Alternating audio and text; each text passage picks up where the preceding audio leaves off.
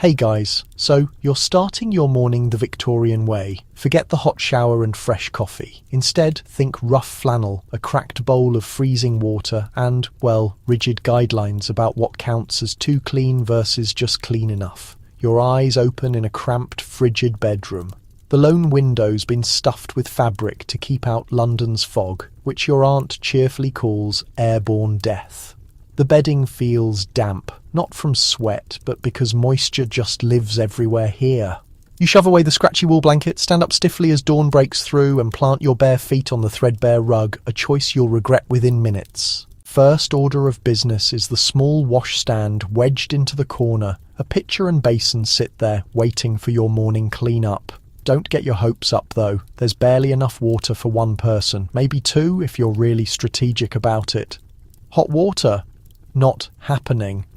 This place has no running water whatsoever, and wasting precious coal just to heat washing water would be absolutely scandalous. The water in that jug has been sitting there since yesterday evening, looking slightly murky, because somebody else already used it to rinse their hands or maybe their feet. You dunk your cloth in the bowl and quickly scrub your face, steering clear of your eyes, then your neck, then lightly under your arms. Very lightly. You've been told repeatedly that aggressive scrubbing damages skin and invites sickness. This isn't folklore either. The Ladies' Manual on Domestic Hygiene says exactly that, one of countless rules treated like holy text in this household. You wipe the back of your neck last, trying not to cringe. The cloth smells faintly of mould, but it's yours exclusively, so count your blessings because your older cousin has to share hers with her sister. Their cloth is pink, not intentionally, but because it was once used to clean up a nosebleed, and no amount of boiling has restored its original grey. Soap is completely absent at this hour. You're not supposed to touch it before breakfast. Hand washing with soap ruins your appetite, according to the housekeeper, who picked that up from the mother's friend, some popular household guide.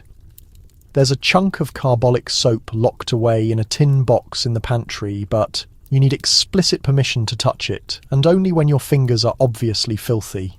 Your fingernails. You inspect them quickly.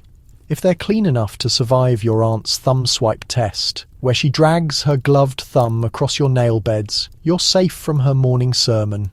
If not, it's back to the wash basin while she hovers, muttering about young people and their apparent love of grime. You leave your hair alone for now. That's a completely separate ceremony with its own designated time and its own brush. You certainly don't consider brushing your teeth yet either. That's a midday or evening activity, performed only if your breath offends someone significant or if you're romantically involved with someone. Instead, you dress quickly in yesterday's undergarments, button your high collar tight and cinch your waist belt snug enough to appear decent.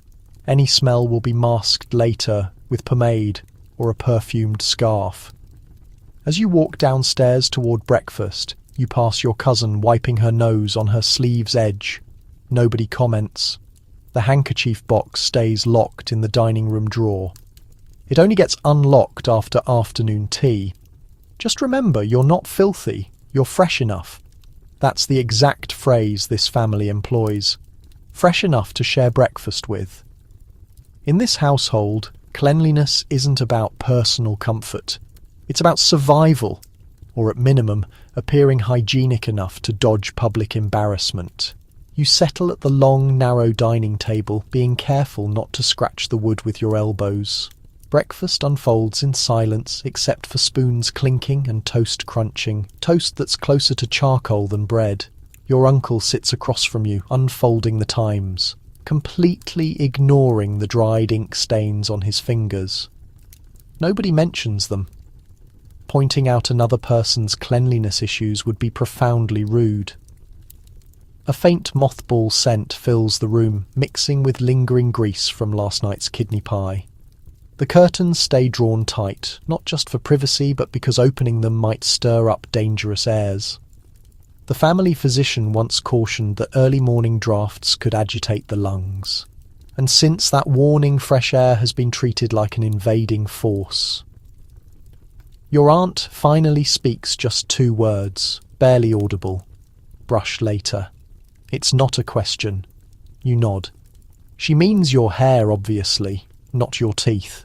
Hair takes priority over everything in this house, and you'll handle it at the dressing table under her watchful eye, using one of 3 communal brushes.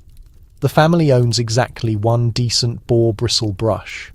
The other 2 are older, their bristles splayed and discoloured from years of oil and powder build-up. Here's the unspoken law. Never brush hair at the breakfast table, not because it's unsanitary, though it absolutely is, but because it's vulgar. Victorian etiquette guides are crystal clear. Personal grooming belongs behind closed doors, or at minimum, behind a privacy screen. You feel a sweat drop slide down your back, but you fight the urge to wipe it away. Wiping suggests awareness, and awareness suggests shame. Better to pretend it doesn't exist. The youngest child gets scolded for sneezing without saying excuse me. Your aunt declares that sneezes release invisible contamination and should be treated like rude bodily functions. He wipes his nose on his sleeve again. Nobody offers him a cloth. You glance toward the door, wondering if it's too early to sneak into the scullery and rinse your face again. But that would require touching the pump handle, an offence punishable by a lecture and possibly the dreaded kitchen rag treatment, which is exactly what it sounds like. So you sit tight. The morning proceeds with an odd rhythm of silence, subtle movement, and unspoken self-control. You quickly understand that hygiene isn't about actual freshness. It's about appearances. It's about avoiding the look of slovenliness while conserving every possible resource. In this household, cleanliness is theatre. The basin must appear clean. The rag must appear unused. The hair must look brushed. The breath must smell neutral. Not fresh, just inoffensive. You assist your cousin in carrying the chamber pot to the window alcove, where it sits behind a decorative screen, awaiting evening disposal.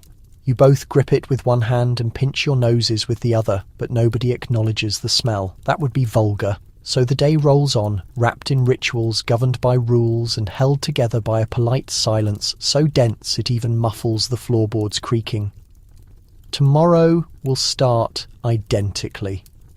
Same rag, same basin, same battle to feel clean without appearing like you're actively trying to be clean. And still, nobody has touched any soap. You return to your room later that morning, called by a gentle knock and a louder instruction. Change your linen. Don't misunderstand, though. They don't mean the bed sheets. That happens on Mondays and only when the weather's dry enough for outdoor laundry. What they're referring to is your undergarments, the layer pressed against your skin, soaking up every sweat drop, every trace of last night's dreams, and every particle clinging to chair backs, stair railings, and Uncle's dandruff-covered coat. Your linen sits, folded neatly at the bed's foot, identical to yesterday's and the day before that. Not a fresh set, just your assigned set. You're supposed to rewear your undergarments for days, sometimes a week or longer. The justification: frequent washing destroys the fabric, the housekeeper claims. But the real reason runs deeper. Soap costs money, water needs hauling, firewood needs burning, laundresses need payment or coercion. So, the answer is straightforward.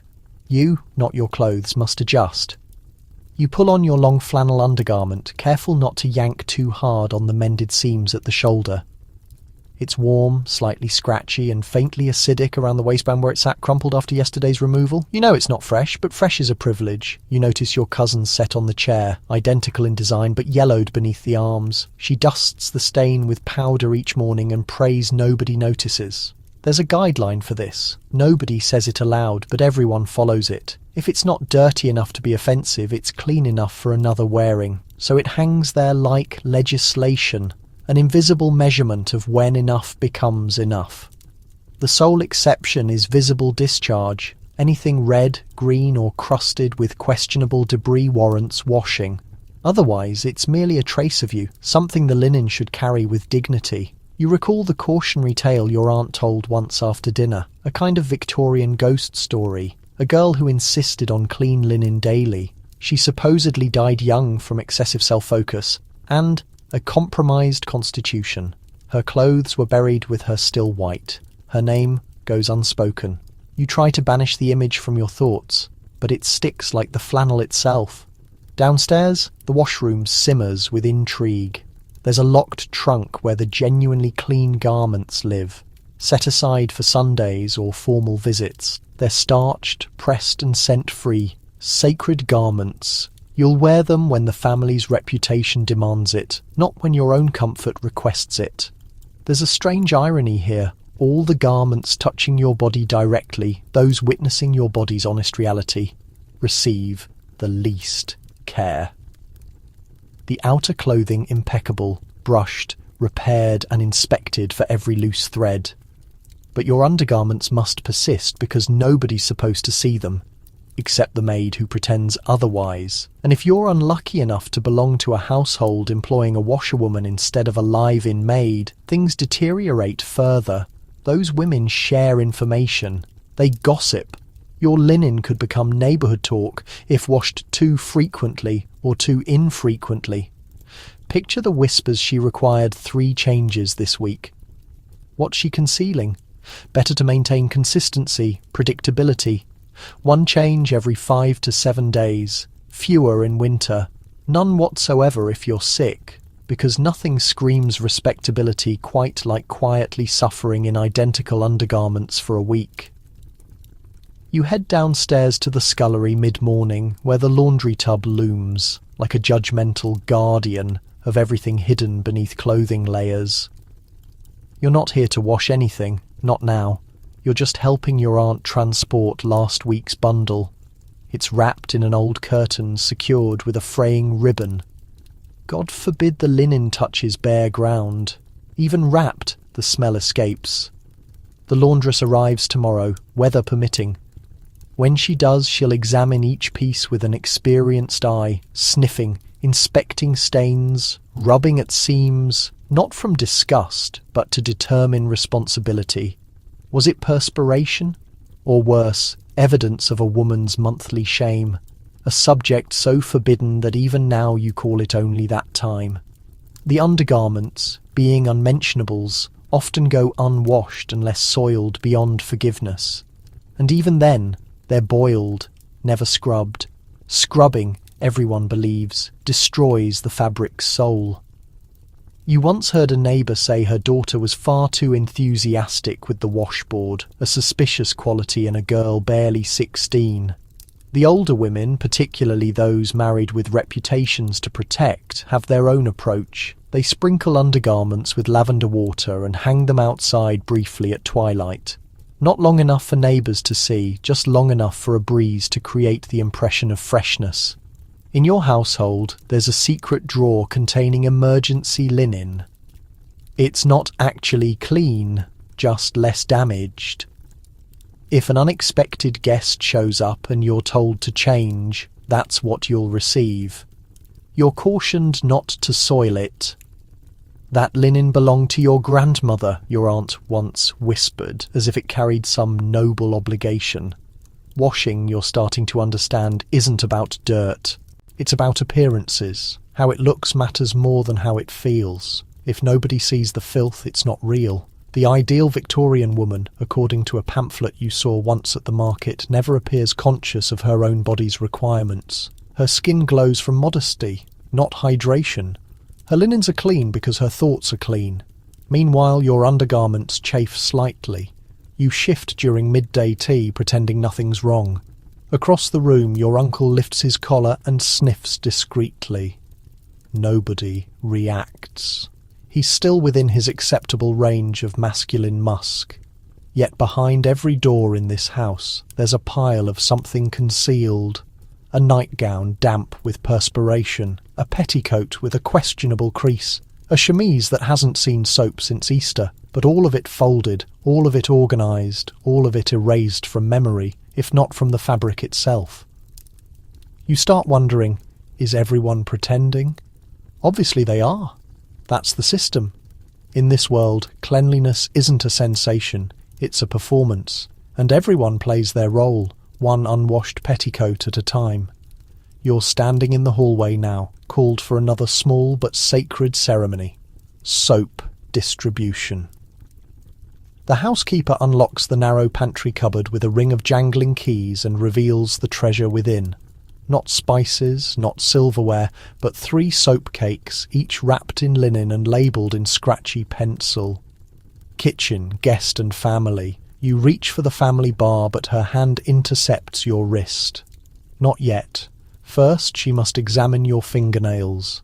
She angles your hand toward the morning light streaming through the hallway window and studies each finger, eyebrows furrowed as if reading a secret message in the half-moons. Only then does she hand you a sliver of yellow-grey soap roughly the size of a matchbox, its edges cracked like dried mud. This is your allowance. You're supposed to make it last the entire week, and that includes hands, face, feet, and whatever else you're courageous enough to wash. Soap in this household represents more than hygiene. It's morality, frugality, and self-control carved into a rectangular bar. Your aunt reminds you that Queen Victoria herself preferred Pears soap, but only occasionally.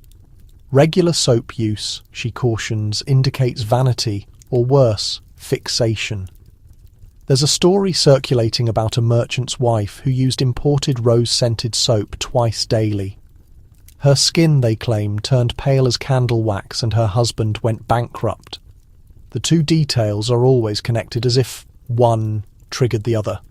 Back in the scullery, you press the soap into a damp cloth and begin rubbing, just enough to create a thin, filmy lather. Thick foam signals wastefulness, and besides, the smell is harsh.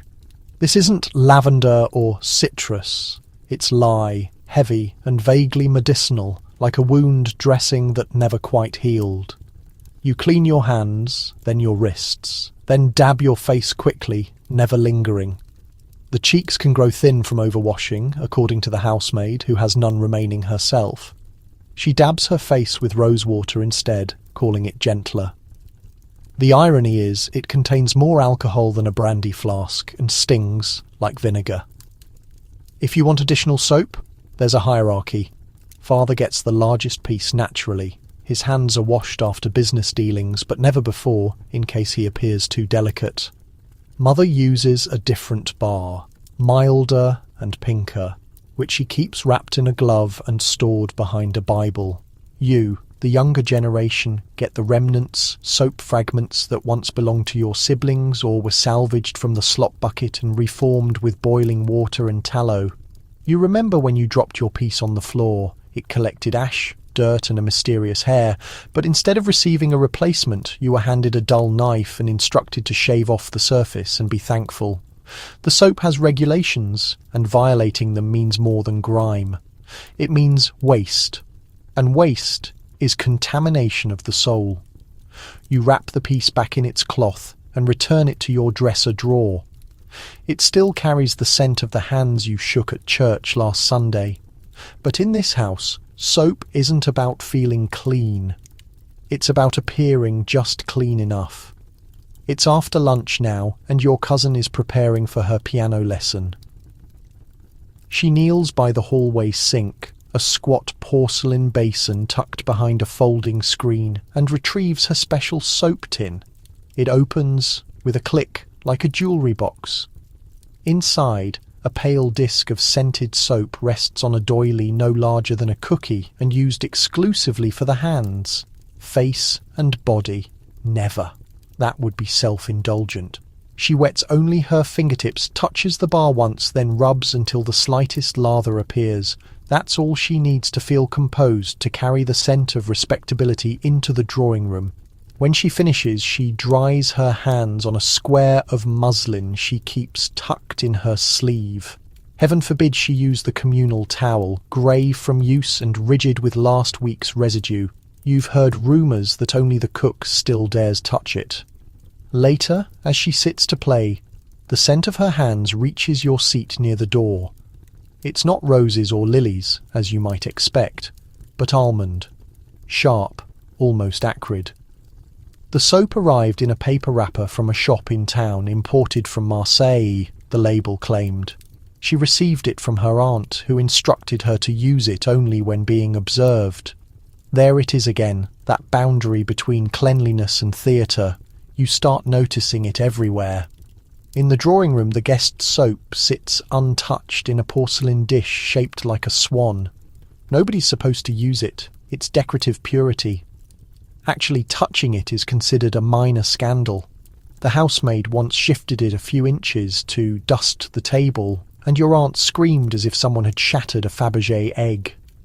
In the nursery, the children's soap is oatmeal-coloured and soft, carved down to slivers barely clinging to existence. It's stored in an old sardine tin, half corroded, and smells faintly of damp wool. Nobody worries much about the children's skin until a rash develops. Then the doctor blames mother's carelessness and prescribes more air, less soap.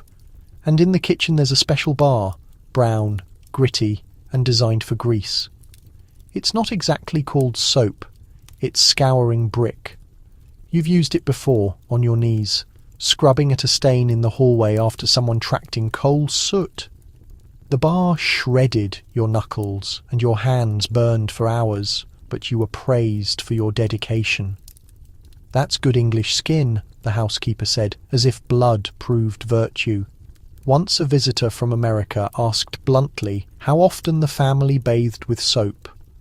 Your uncle coughed into his napkin. Your aunt pretended not to hear. The question wasn't vulgar, it was unthinkable. Soap is not something to be discussed. It simply exists quietly in drawers and tins and locked cabinets. To mention it is to betray its sacred function. So you continue the dance. Not too much, not too little. Just enough to keep the household from suspicion and the skin from splitting. The soap shrinks. The rules persist. You're awakened the next morning not by a bell or a knock, but by a sudden, urgent need. You shuffle in the dim light toward the corner of your room, where the chamber pot waits beneath your bed, silent, motionless, and ominously full. There is no bathroom, not in this house, nor in most of the surrounding area. Instead, each bedroom contains its own ceramic answer to the body's most fundamental needs. Your pot is decorated with faint blue flowers, now faded from years of service. It has a chip on the rim and a crack running down one side, sealed with resin and hope. You crouch, careful not to spill the contents, and do your business without ceremony. The room is freezing, the floorboards hard, and you try not to breathe too deeply. The smell arrives anyway. Ammonia, acidic and earthy, clings to the air like a damp shawl. You replace the lid carefully and slide the pot back into the darkness beneath the bed, where it will stay until the household's evening disposal hour. Because here's the arrangement. Pots may only be emptied once daily, twice if someone is sick. But even then, it must be done discreetly. Your aunt insists that carrying a full pot around in broad daylight invites impropriety. So you wait, along with everyone else in the house, until after dinner, when shadows fall and social scrutiny loosens slightly. Until then you coexist with it, sleep near it, dress beside it. The pot becomes a quiet companion, present in every morning breath and every reluctant crouch. There's no plumbing in this section of town, only a shared outdoor privy in the back garden, a place you avoid at all costs. The wood is splintered, the latch corroded, and in winter the seat is more ice than wood. Rats sometimes nest nearby, and during storms the entire structure leans ominously, as if considering collapse. Inside the house the chamber pot reigns supreme. Each room has one, and each has its own regulations. The master bedroom's pot is larger, porcelain with a lid carved like a seashell. The children's pots are smaller, tiny, and dented from years of clumsy hands and midnight mishaps. The guest room's pot is pristine, always empty. No guest has dared use it in years. You remember once asking your aunt why the pots couldn't be emptied after every use. She pursed her lips and muttered something about drudgery and unnecessary waste. But the truth unspoken is that the act of emptying is taboo. It involves acknowledging the very thing Victorian manners are constructed to hide, that the human body refuses to obey decorum. The housemaid is responsible for the evening procession. You've seen her carry 2 pots simultaneously, arms outstretched like a grim waitress. She never complains. She knows the protocol. Lid on tight, steps soft, eyes down. Should a drop spill? There's a rag in the hallway basket for wiping, and a worse rag in the kitchen if it's particularly awful. But until that hour arrives, you and your pot coexist in silent discomfort, because in Victorian homes, hygiene isn't about removal, it's about endurance. Evening arrives, and with it comes the quiet shuffle of ceramic against wood. You hear the first chamber pot being lifted in the adjacent room, then another from the corridor where your uncle rests. The atmosphere is motionless, the evening light fading, and the dwelling seems to pause as the nightly ceremony commences. The housemaid Lizzie materializes at your doorway with a rehearsed expression of detachment. She doesn't rap on the door, she has no need to. Everyone recognizes the hour. She bends down, hoists the pot with both arms and rises with a muted groan. The cover teeters, threatening to overflow, but she balances it with the confidence of years of practice. You look away by instinct. She's meant to be invisible during these instances. She's merely the apparatus that keeps proper society operational. She vanishes down the corridor with the pot held like a ceremonial tribute. Out in the rear, through the kitchen and the garden walkway, stands the waste receptacle. A broad cast-iron container with a timber cover and a stink that could sear your nostrils. It's meant to be cleared by the night soil collector twice weekly. You suspect he's running late. Occasionally, when the collector skips his route, the servants must haul the container down to the waterway or out to the rear passage, where less particular households discard theirs. You've witnessed the pooling water, the slippery traces glistening beneath gas lamps. It's never discussed, but you identify the odour. There's a purpose chamber pots are termed essential. They're not merely implements, they're foundations of physical restraint, preventing disorder with ceramic boundaries. And like everything else in the Victorian dwelling, their usage is dictated by a rigid moral framework. For instance, it's deemed improper to mention the pot's matter directly. Indirect language is required. My nightly obligation. The ceramic correspondence, that minor concern. You once overheard a guest apologise to the servant by saying, "I've deposited a small message in the corner." Everyone understood her meaning. Men are permitted to disregard the ceremony altogether. Your uncle has never once cleared his own pot. The servant retrieves it without prompting. For women, it's an examination of refinement. Your aunt demands the pot be managed as quietly as a china cup. The cover must not rattle, the footsteps must not reverberate. Respectability, she declares, is maintained in the silence. Children, conversely, receive no such respectability. If they soil beyond the pot, or even worse, aim poorly, then it's off to the yard for a firm lecture and a damp cloth washing from the rain container. You recall your cousin standing in her nightdress once, soaked and trembling as the servant scrubbed her limbs. She didn't weep, she simply gazed at the masonry. Sometimes, when nobody is observing, you glance beneath the cover before Lizzie removes it. You can't explain why. Perhaps it's inquisitiveness. Perhaps it's embarrassment. Perhaps it's simply a silent acknowledgement that underneath all the stiffness and embroidery, every individual in this dwelling concludes their day identically, crouched over a pot, acting as though it's inconsequential. Because here, in the realm of lace draperies and soap containers, you don't defeat filth. You restrict it. You're midway down the staircase when you detect it. A tear, a hushed oath, and the distinctive rustle of newsprint. Your younger cousin has just ripped a section from yesterday's Times, creased it carefully and disappeared into the corridor cabinet. The small water closet nobody mentions unless absolutely required. Toilet tissue. As you're aware, it doesn't exist in this dwelling, not because it hasn't been created. It has in the shape of rigid medicated papers sold in pharmacy establishments, but because it's regarded as an extravagance, one that's both frivolous and apt to promote dawdling. Nobody must dawdle. The water closet is for utility exclusively. Ease is not included in the structure, so instead you're instructed to improvise. Your family, like numerous in the middle tier, maintains a pile of torn newsprint sections pierced with cord and suspended from a spike on the rear of the entrance. They're coarse, frequently smudged with pigment, and occasionally still display articles about neighbourhood fatalities or colonial triumphs. You've perused complete death notices while crouching in that frigid little compartment, wishing the text might somehow render the situation feel less crude. In dwellings with stricter protocol, they utilise cloth strips, family linens.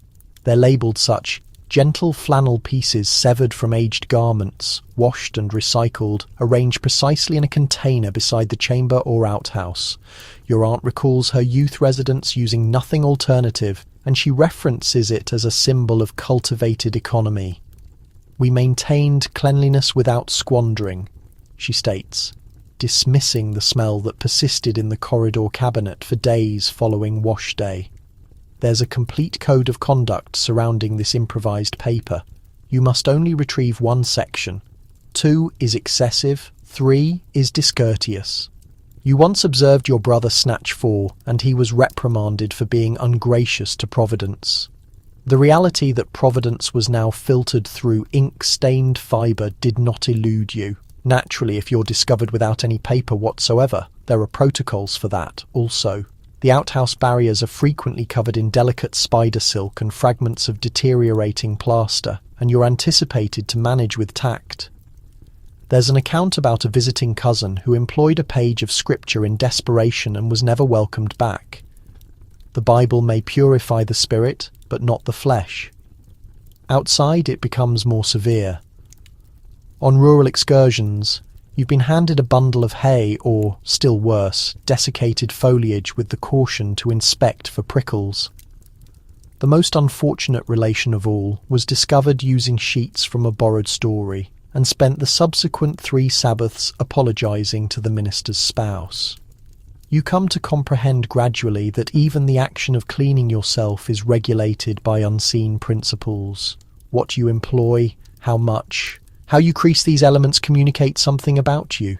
Too precise and you're conceited, too rapid and you're negligent, too prolonged in the outhouse and you'll be charged with loitering with transgression. Because in this residence, as in most Victorian residences, cleanliness is never simply about wellness, it's about how silently you accomplish it. The corridor cabinet, the family's sole water closet, is nothing beyond a repurposed storage area. A timber seat rests upon a small iron container, and the entrance doesn't completely close. There's no aperture, no basin, no flame. Just you, the newsprint sections, and the frigid current that climbs your backbone like a caution. You settle hastily, knees pulled together, and your vision follows the pattern in the timber entrance, as if it might divert from the actuality of the circumstance. There's no flushing mechanism, no liquid. When you conclude, you release the used paper into the metal container beneath. The odour is instant, recognisable and faintly metallic. You extend toward the hand-rinsing pitcher, an aged ceramic container positioned on a tilted platform, and incline it cautiously over your digits. The liquid is frigid. There's no cleaning agent here. There never is. If you desire cleaning agent, you'll have to depart the cabinet and return to the larder, request authorization and collect your allocation. Most individuals don't attempt. A vigorous massage on the apron is regarded sufficient. Behind you, someone taps. A polite tap, but pressing. You respond with a gentle "just a moment," which is Victorian language for "I'm pretending this isn't mortifying." You arrange swiftly, crease the remaining newsprint back into its spike loop and adjust your neckline before stepping out into the corridor. Your cousin passes you with a handkerchief across her nostrils, pretending it's for the particles. You pretend you don't perceive. This is the cadence of the dwelling, invisible discomforts transferred silently from individual to individual, like a clandestine organisation of modest humiliation. On washing day, the family linens, if your dwelling uses them, are heated in a distinct pot, never the one for bedding. The servant wears coverings for this assignment, but flimsy ones intended more for appearance than safeguarding. You once observed her retrieve a particularly soiled cloth with the extremities of 2 digits, nostrils contracted, and whisper something beneath her breath that did not resemble a psalm. In more prosperous residences, water closets with complete conduits are becoming a stylish novelty.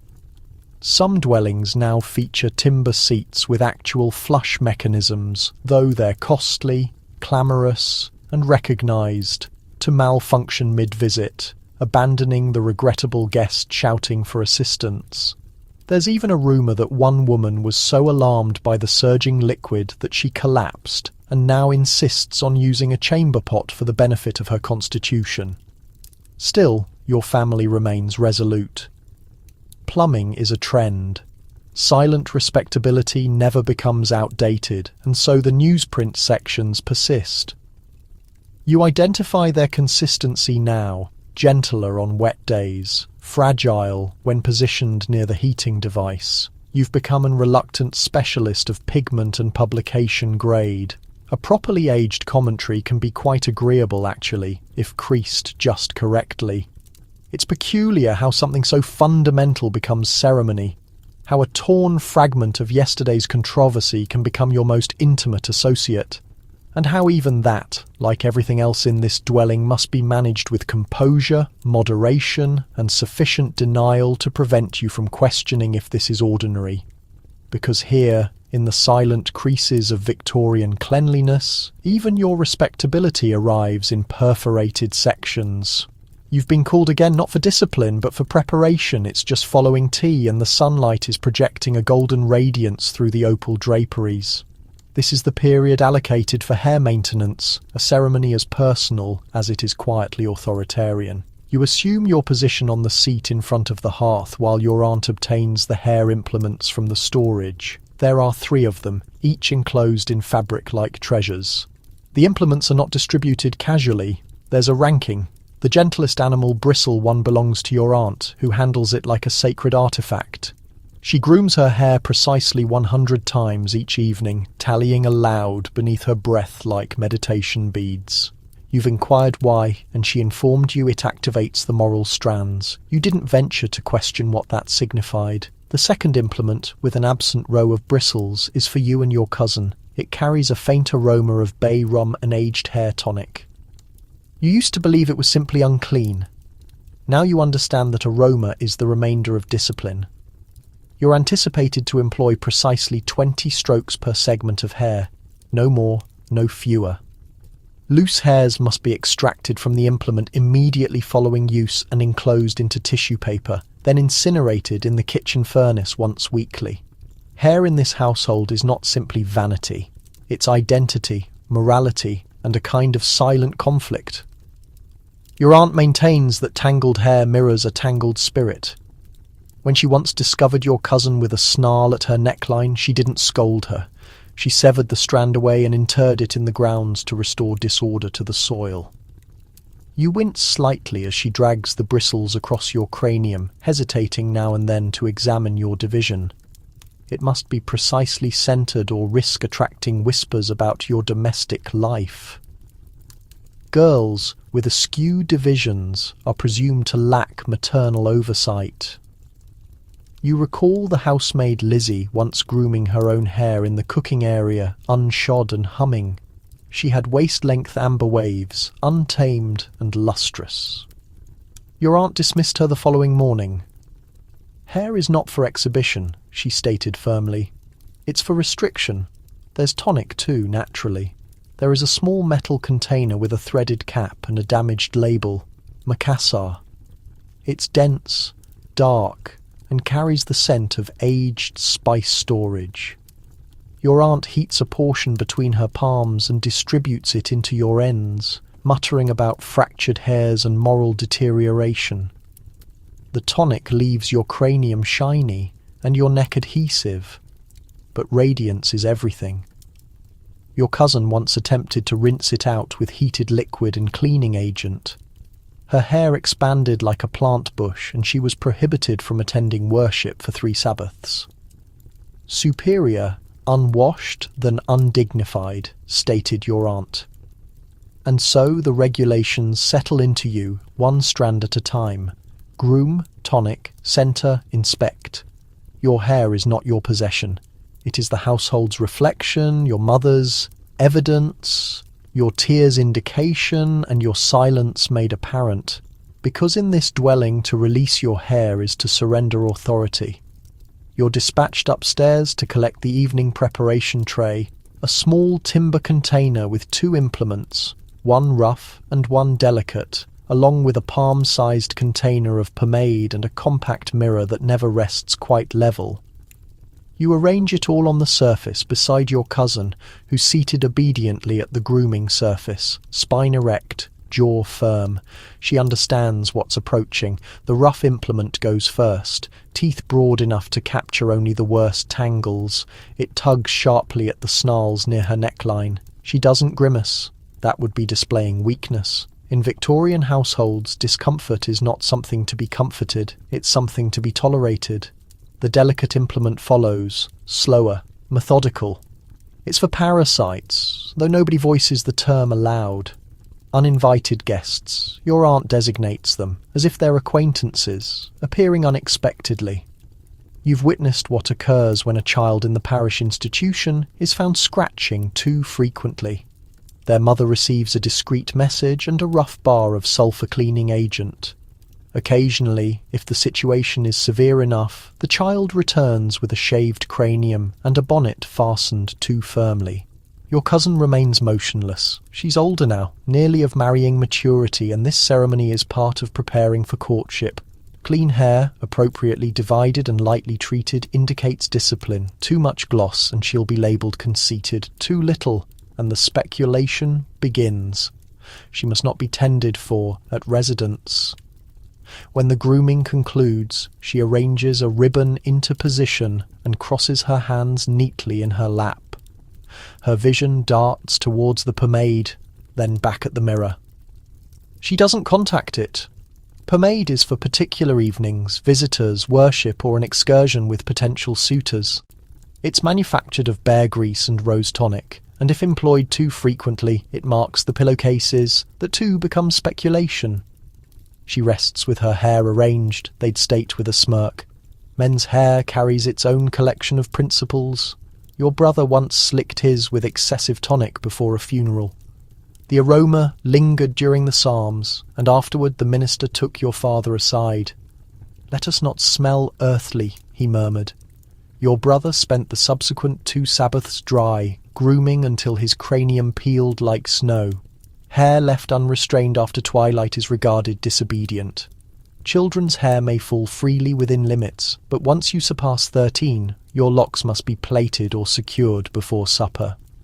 Permitting it to fall down your spine without justification is, in some circles, a proposition. You remember a visitor from Manchester, a girl of 16, who arrived with her hair loose in the precipitation. She was offered a hat and a Bible. In swift succession, you've learned the implicit regulations. Never groom your hair on Sabbath morning. That's regarded unlucky. Don't implement it near a mirror at evening, or you'll reflect sorrow. And above all, never distribute an implement outside the family. That's not simply unhygienic. It's intimate, approaching shameful. As you recline that evening, your plait firm against your neck, you sense the burden of the day's ceremonies pressing into the cushion. The tonic leaves a faint mark, just as it always does. You'll invert the cushion tomorrow and act as though it's clean. Because here, where cleanliness is constructed of regulations more than liquid, every hair out of position carries a narrative, and someone is always observing. It's Saturday evening, bathing evening, and the dwelling feels different, strained, almost dramatic. The atmosphere carries the scent of coal smoke, resting in expectation. You've been dreading this since Wednesday, when your aunt first reminded everyone in that compressed voice of hers.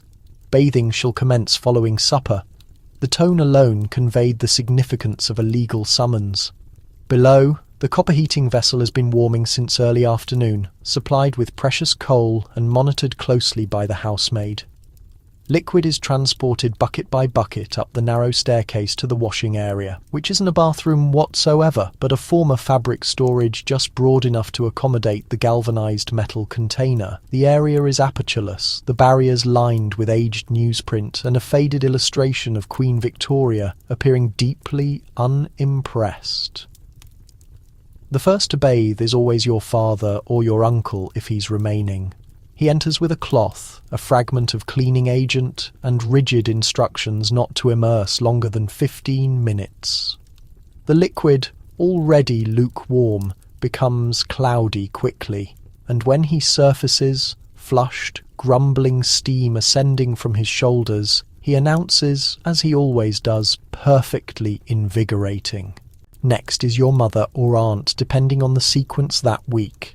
A fresh kettle of heated liquid is mixed in, but not excessively. Warmth is feebleness. Your aunt frequently states she bathes in her undergarment, modesty preserved even in isolation, and scrubs only what will be visible: arms, neck, and ankles.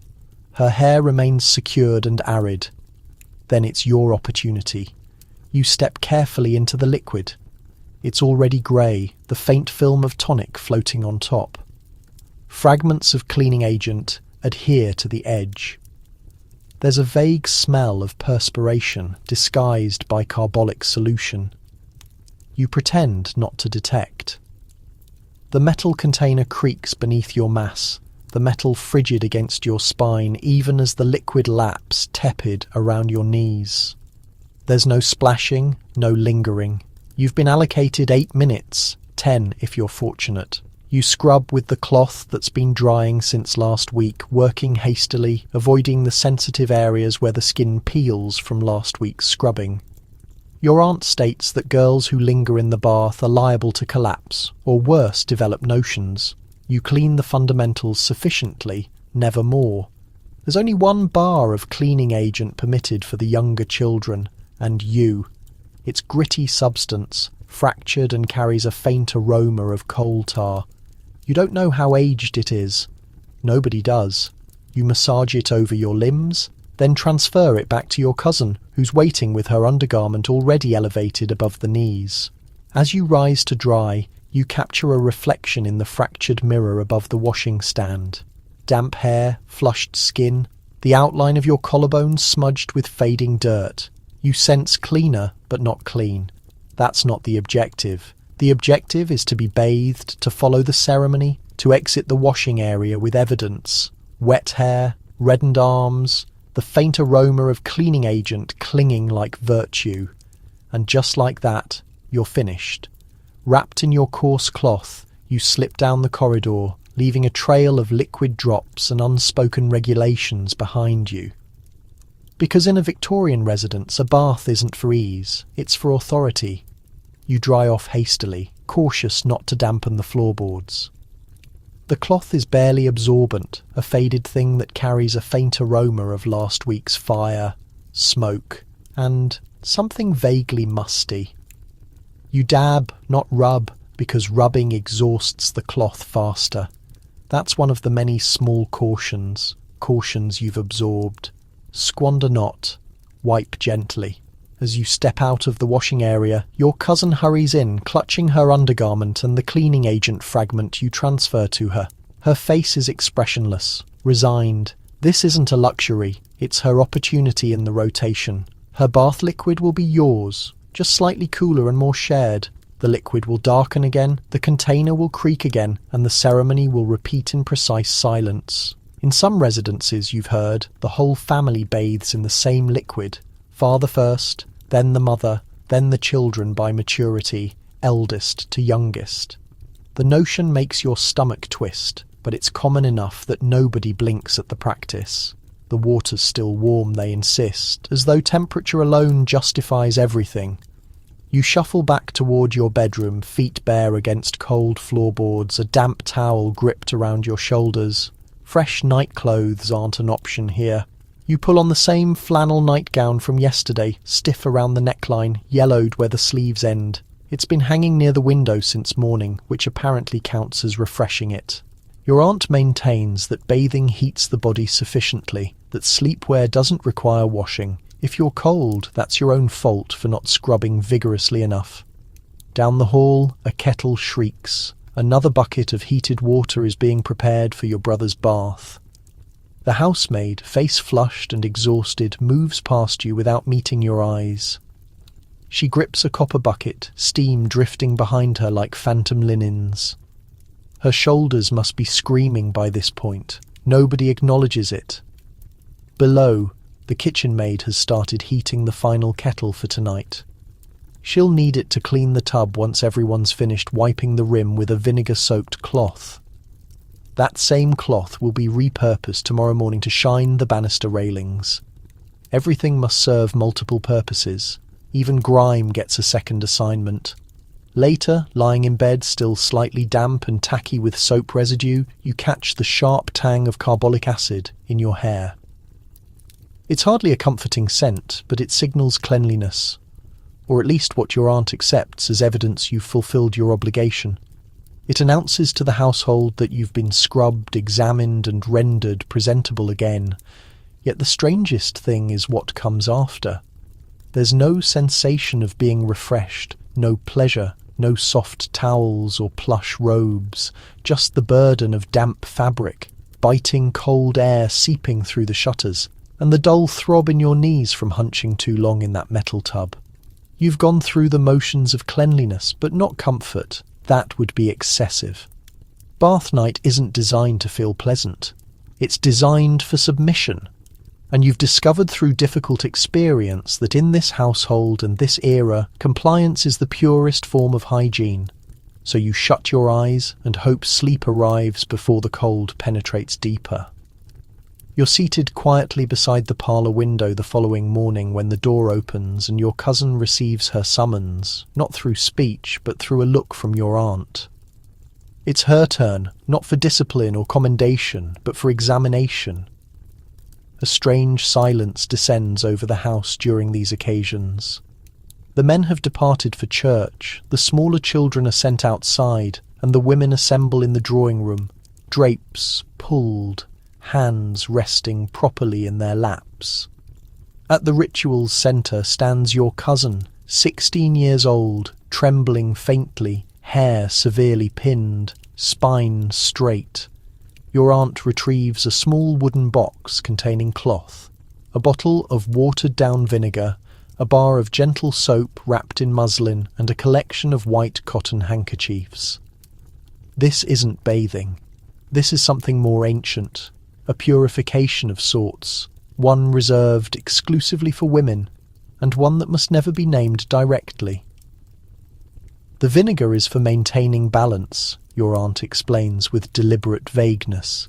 It's supposed to keep the body appropriate, pure and untainted. The cloth is moistened, squeezed and applied in careful hidden movements beneath layers of garments. You understand which area she's reaching, though you're never permitted to witness it. You've endured this yourself, once monthly, more frequently if your conduct raises questions. In the Victorian home, a woman's hygiene belongs to everyone but herself. It's a moral responsibility supervised by mothers, aunts, governesses, anyone tasked with ensuring that no mark, no odour, no hint of disorder ever emerges from the body. Even biological functions are regarded with distrust. Any indication of irregularity must be concealed, remedied, sanitised. If a girl's monthly bleeding arrives prematurely, she's monitored more intensely too delayed, and she's interrogated in private. The undergarments are checked weekly. Stains must be treated, scrubbed, hidden away. There are rumours. A girl was removed from the house following an incident. Nobody clarifies what that entails. You're left imagining the worst. You've read in the Ladies' Domestic Guide that excessive cleanliness in women indicates nervous instability, but so does inadequate cleanliness. The ideal young woman must maintain herself without complaint, without vanity, and without any recognition of the labour required. Her body must be silent, as the book phrases it, tidy, scentless, imperceptible. You glance toward your cousin. Her gaze is locked on a pattern in the wallpaper, and her mouth is pressed into a thin line. She doesn't react when the cold cloth makes contact. She's experienced this previously. She'll experience it again once the cleansing concludes. The cloth is tucked into the wooden box's bottom. The handkerchiefs are touched with lavender water and positioned subtly inside her bodice. One for freshness, one for propriety, one for safeguarding, though against what nobody ever clarifies. Then it's finished. She stands, smooths her skirt, and exits the room silently. The women return to their knitting. Your aunt secures the box. Because in this household, a woman's body must be clean but never mentioned, pure but never discussed, tended to but never claimed, and most importantly, it must never, ever bleed audibly. Later that evening, you assist with folding laundry in the upstairs hallway as the remaining daylight fades through the frosted window pane. You handle the undergarments carefully. The cloths are white, starched, but faintly discoloured along the borders. Remnants of old vinegar, soap, or something more organic and never identified. You fold them in thirds, exactly as your aunt instructed you. Never in quarters, that's reserved for table linens. Confusing the two would be unforgivable. There's a designated pile for the monthly cloths, somewhat thicker, darker material, bound tightly with twine and kept in a wooden box marked winter linens. Even during summer, everyone understands what's contained inside. Nobody mentions it openly. Washing these is a trial. The housemaid must handle it before dawn or after nightfall. The water must be scalding, the soap potent, and the drying must occur where nobody, not even the neighbours, can observe. A single glimpse of a stained cloth on the clothesline is sufficient to disgrace an entire family. Your cousin once dropped one and the household was in silent turmoil until it was retrieved from beneath the rose garden. Your aunt refused to speak to her for 72 hours. There are regulations for when a girl is indisposed. She mustn't run, mustn't consume certain fruits, mustn't handle plants. They'll wither. The midwife insists she must avoid dogs, infants, and especially unmarried men. And she must wash frequently, not with water, but with cloth and fragrance. And hushed warnings, transmitted like folklore. You've caught fragments of the stories. The girl who didn't cleanse properly and lost her sanity. The one who bled excessively and was dispatched to a relative in the countryside, never seen again. The one who mentioned to her brother what was occurring and was struck sharply for her impropriety. Then there's the physician's counsel. Some claim bathing during a woman's cycle is hazardous, exposes the body to cold, depletes the blood. Others maintain that avoiding bathing is more hazardous. The outcome? Nobody truly understands the correct approach. So they compromise. Vinegar, cloths, fresh fabric, and silence. Perfume naturally serves its function. Not overly floral. Floral raises suspicion. Not overly intense. That draws attention. A subtle trace of lavender or rose water applied behind the ears is permissible. Some girls secure dried herbs in their corsets or place sachets in their petticoats. You've attempted both. Neither masks fear adequately. You understand that boys don't experience this. Your brother bathes when instructed and never concerns himself if he carries a faint smell of horses or coal dust. That's the aroma of work, your uncle declares proudly, of productivity. But for girls, even a suggestion of sourness is viewed as a personal deficiency.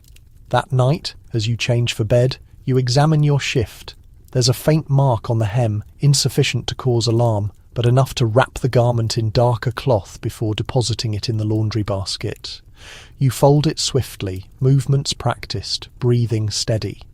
Because in this world, a woman's cleanliness is never simply about dirt. It's about concealment. It's about sacrifice. And it's about enduring one silent stain after another. It's Monday morning and you're summoned to the kitchen for what the household terms the weekly cleanse. Not a bath. Not exactly. There's no complete undressing, no immersion. Instead, it's what your aunt describes as taking the waters. A ceremony that involves nothing beyond a shallow foot basin, a cloth, and a quietly miserable hour of pretending this suffices. You settle onto the low stool near the fireplace. A tin basin is filled with warm water, not hot. Hot water is for sterilizing dishes or treating infection, not for comfort. The housemaid adds a few drops of something acrid into the basin. Vinegar, presumably, or camphor oil if someone's been ill. The scent burns your nostrils and soaks into the hem of your nightdress. You lower your feet in. The warmth persists only briefly before the chill of the stone floor returns to your skin. You remain motionless, toes flexing slightly in the basin, while your aunt readies a cloth to wipe your legs and neck. These are the visible areas, she explains, and consequently the only ones requiring regular attention. No soap is used, only friction and purpose.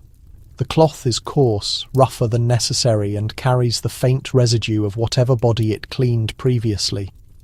You attempt not to consider that. Instead, you raise your skirt to the knee, just as your cousin did before you, and wait for the cloth to complete its circuit. It's degrading in a quiet, habitual way, not theatrical, not harsh, just uncomfortably normal. You're required to submit to this without protest, without commentary. To object is to suggest pride, or worse, weakness. This ceremony, part hygiene, part discipline, was once labelled by a visiting relative as the Protestant purge. She intended it humorously, but your aunt didn't smile. She believes profoundly in the purifying power of vinegar and vigorous scrubbing. A thorough rub extracts the sin, she once stated, wiping your neck so forcefully your skin remained pink for an hour. Your brother, meanwhile, will rinse his hands, splash water on his face, and be finished for the day. He'll return to the courtyard smelling of horses and perspiration and be congratulated for it. But you must smell like absolutely nothing. Not sweat, not skin, not even soap, just faint linen and compliance. When your feet are clean, or rather, when they've been adequately rinsed, you're given a rag to pat them dry. The towel has deteriorated, it's scratchy, worn thin, and smells like the cupboard where it was stored. Still, you're instructed to fold it carefully when finished and return it to its location, as though it were something valuable. The basin isn't emptied. It's recycled first by your cousin, then your aunt, then the housemaid, if she's fortunate. By the conclusion, the water has cooled to a sullen grey, tinged with the grime of the day, and whatever emotions were never vocalised. You walk away with damp ankles, a raw neck, and the familiar ache of compliance settling into your spine. Because in this household, a footbath isn't for relief, it's a performance. Your role is to tolerate it quietly as the others await their turn. At the basin, you're dispatched to retrieve the warming bricks from the scullery oven. They're not for your feet. They're for the boots arranged in 2 orderly rows by the back entrance, each pair organised according to status and age. The heated bricks are inserted inside to absorb dampness, but you can't help noticing how they smell faintly sour, like wool after a rainstorm. On your return, you pass the drawing room where your cousin sits by the fire with her hem raised discreetly above her ankles, attempting to air them dry.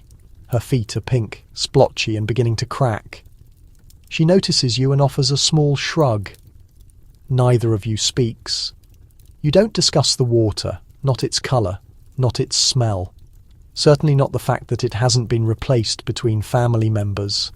Later, when your uncle returns from his walk, he removes his boots, peels away his socks, and dips his toes into the now cooled basin without comment. Nobody scolds him. Nobody dares propose the water is beyond use. For men, hygiene is functional. For women, it's punishment. You observe how he doesn't dry his feet afterward, just pulls on fresh socks and walks into the sitting room as though nothing occurred. You recall once doing the same and receiving a switch to the back of the knees. Wet feet invite fever, your aunt hissed, and fever invites disgrace. The regulations are never uniform. They fluctuate depending on age, gender, time of day, and whether the house is anticipating visitors. If a guest is expected, you must rinse again, even if you've already done so that morning. Nobody wants to smell the garden on your stockings, your aunt once snapped, though you hadn't been near the garden in days. Then there's the matter of what you wear afterward. Bare feet are acceptable for children, but scandalous for young women. Stockings must be put on swiftly, even if your legs are still damp, even if the wool irritates your freshly scrubbed calves, and the stockings must be mended. No holes, no sagging. A drooping hem indicates weak morals. As the day concludes, the basin is finally emptied into the hedge outside, where steam rises briefly before vanishing into the cold air. You watch it disappear, and a strange mixture of relief and futility washes over you. It's gone until next Monday. Your feet are clean, but your skin stings. And in the silence of your room, as you unwrap the cloth from your hair and rub your calves with your sleeves, you wonder, not for the first time, whether all this scrubbing is truly about cleanliness at all, because deep down you've started to suspect the truth.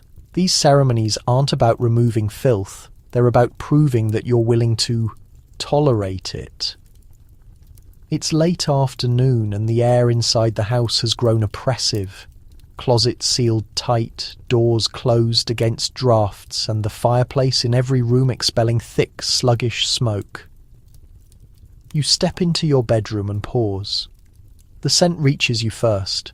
Not disagreeable, but layered soap, long expired. Damp wool, old fire ash, last week's hair oil. The bed still carries a trace of vinegar from yesterday's linen, wiped clean, and beneath it all a deeper musk. Human, stagnant. You move toward the window to admit a breeze, hand reaching for the curtain cord. But your aunt's voice cuts through the hallway, not the window. You freeze. Of course not. You forgot. Opening windows is severely restricted in this household, not because of insects, not even because of weather. It's the miasma they dread. Bad air, believed to be the carrier of illness, misfortune, and sin. To permit a breeze from the outside world is to invite death itself through the windowsill. Victorians believe air must be controlled. It is not simply breathed. It's filtered through layers of cloth, through smoke, through regulations. You've been taught to trust in door gaps, in the occasional open flue, and in the conviction that heavy air is safer. It settles, your aunt says with certainty, as if dust and death sit in corners, too exhausted to rise. The result is the rooms feel suffocating, dense. Every breath is slightly warmer than you'd prefer. Every scent lingers longer than it should.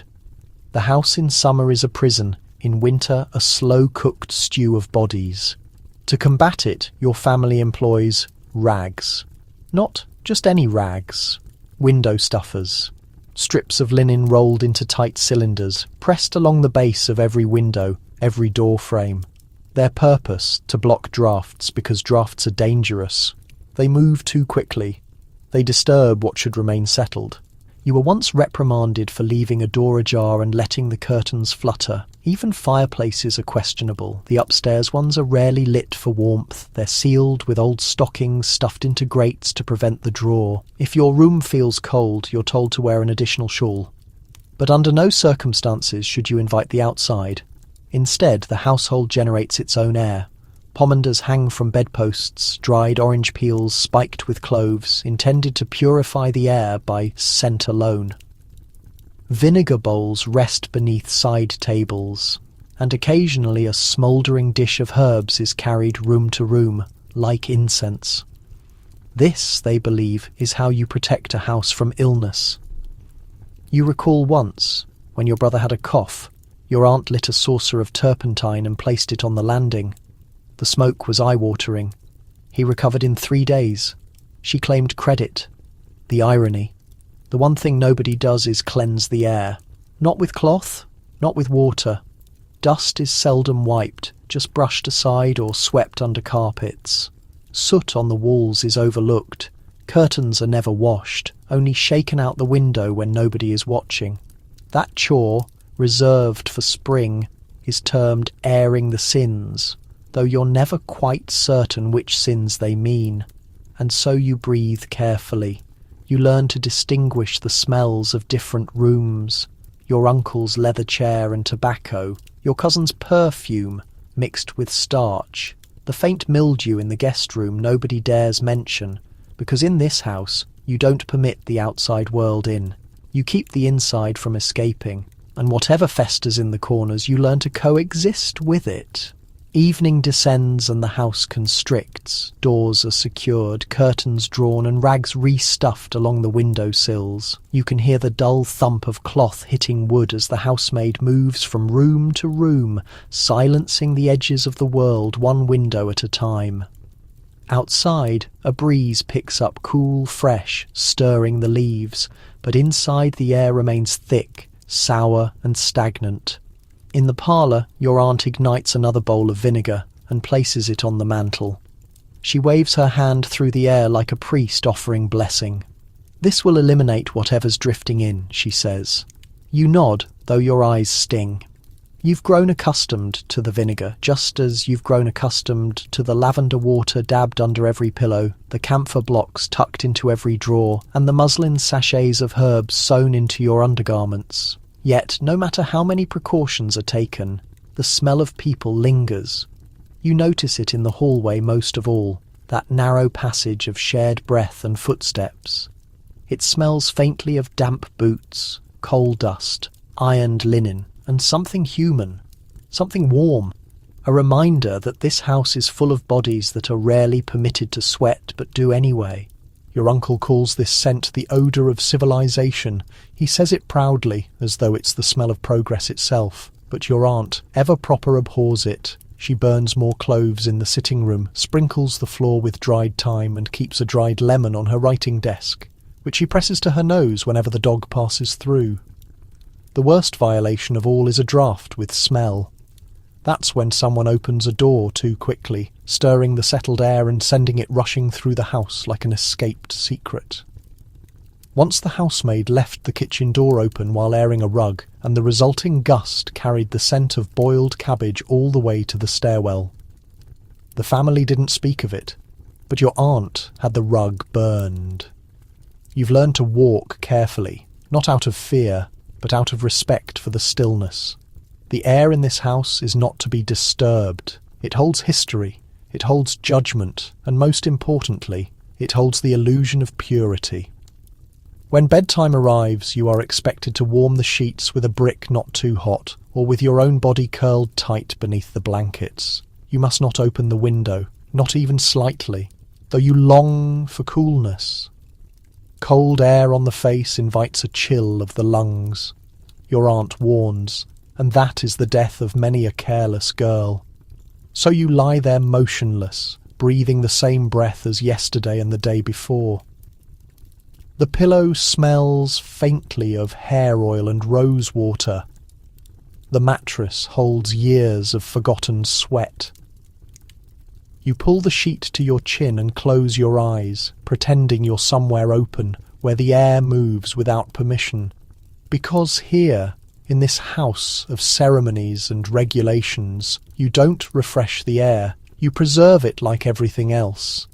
You're standing in the upstairs hallway, blinking the sleep from your eyes when your aunt calls out, "Rinse before breakfast." Her voice is sharp, as if she's catching you mid-transgression. You nod and move toward the washstand, your stomach already rumbling. But the ceremony must come first. Atop the small wooden stand is the communal water jug, ceramic, slightly chipped, its spout stained with lime.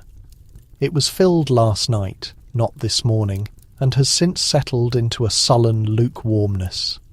You tip it carefully into the matching bowl, where the water lands with a sound you've come to associate with obligation. Not relief, not refreshment, just duty. You cup your hands to splash your face, but your aunt appears behind you, as she frequently does, with a warning. Not from the bowl, from the jug. You pause, hands wet, and obey. The difference is crucial. The bowl is for catching the water, not using it. It's been the same regulation for years, passed down like some sacred commandment. Why? Because the bowl is unclean by default, contaminated with backwash, with finger drips, with the very evidence that someone has been here before you. The jug, conversely, is still pure. It holds potential, not waste. But here's the contradiction. The jug is only filled once a day. After the third or fourth person uses it, the rim becomes slick with fingerprints. By mid-morning, floating hairs begin to appear, yet nobody dares suggest refilling it. Water costs labour. It must be pumped from the yard, carried up in sloshing buckets, then allowed to rest until the sediment settles. To discard it would be to insult the housemaid's work and the economy of the house. So you tip the jug again, this time more cautiously. You rinse your mouth, not with enthusiasm, but with calculation. Just enough to clear the taste of sleep, not enough to seem excessive. You spit into the chamber pot tucked beneath the stand, careful not to let the noise echo. There's a lace drape intended to hide the pot, but everyone knows it's there. You've seen its contents: tea-tinted water, stray soap suds, the occasional leaf from a forgotten poultice. You reach for the cloth, the same one as yesterday, now stiff with use. You pat your face dry, fold it precisely and place it back on the stand. The regulations say never to leave it crooked. A crooked towel, your aunt claims, is the first sign of a house in decline. Your cousin arrives next. She doesn't speak, just nods, picks up the jug and repeats your motions like a solemn dance. You both pretend not to notice the rim of the bowl darkening, the cloth growing crusty, the scent of stale water rising as the morning progresses. Because none of it matters. Not really. What matters is the performance, the ceremony, the illusion of freshness. You once asked why the jug isn't washed every day. Your aunt said it doesn't need washing if nobody misuses it. A sentence so perfectly Victorian it wraps itself around your thoughts for hours. Because in this house, water isn't for cleansing, it's for behaving. The jug makes its rounds from your washstand to your cousin's, then down the corridor to your brother's room, where the handle clinks slightly with each pass. By the time it reaches the guest room, the water inside is tinged slightly yellow from the minerals and dust that have settled overnight. But nobody notices, or rather, nobody says they do. The guest room is rarely occupied, but when it is, the regulations grow even stricter. The jug must be filled fresh, boiled first, cooled just enough, then carried with both hands on a silver tray.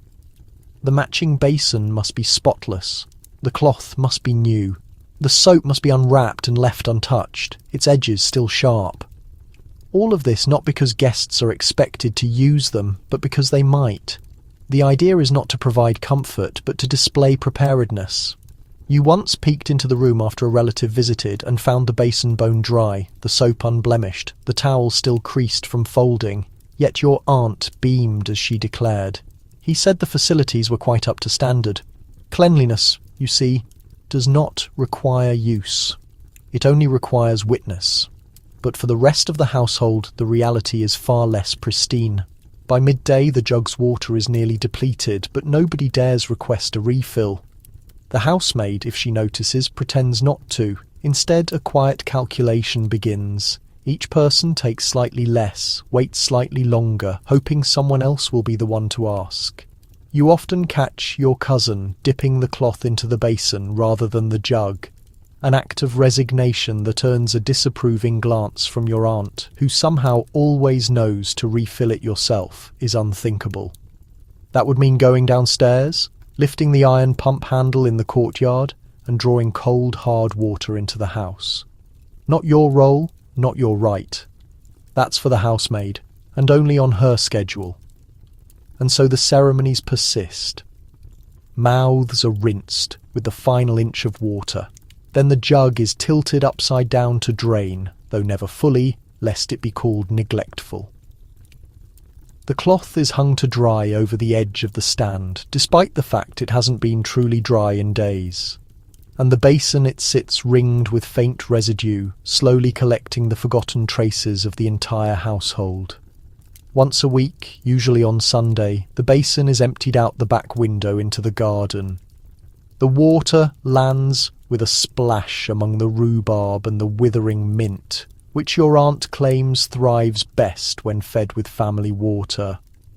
You're not certain that's true, but the mint does smell stronger near the laundry line. You've come to understand that cleanliness in this house is not defined by soap or scrubbing. It's defined by deference, by silence, by who touches what and how. The jug, chipped and aging, remains a symbol not of water but of control. And in the quiet clink of porcelain and the whisper of damp cloth against skin, you hear it clearly. Clean enough is never really clean, but it's all you're permitted to ask for. You're called to the sideboard after supper, not for dessert, but for the next small ceremony in this endless choreography of cleanliness, toothbrushing. Not everyone in the house does it. Your uncle, for instance, claims his pipe keeps his breath fresh enough. And your younger brother was only made to start last winter when the schoolmistress noted that his mouth carries an odour of cheese. But for you and for all young ladies of acceptable standing, it is expected. You reach into the drawer and remove the family's toothglass, a cloudy tumbler with a crack up one side and a soft white film at the bottom. You pull it from the glass where it waits, bristles bent outward like grass beaten by wind, the wooden grip gone soft from too many wet hands. There's no ceremony to this. You simply lift it free. The powder comes next, stored in a tin beside the bottle marked Tooth Scourge. The lid fights back every time. You force it open, revealing the gritty contents inside, pale grey with darker bits mixed in. It carries the faint scent of baking soda, mostly salt, and something that reminds you of metal. You're fairly certain there's brick dust in there. You once came across an article in the Penny Household Reader listing what went into these mixtures: powdered charcoal, crushed eggshells, even soot and snuff in some recipes. The brush gets dampened not with fresh water but by dipping it into the communal cup, then pressed into the powder.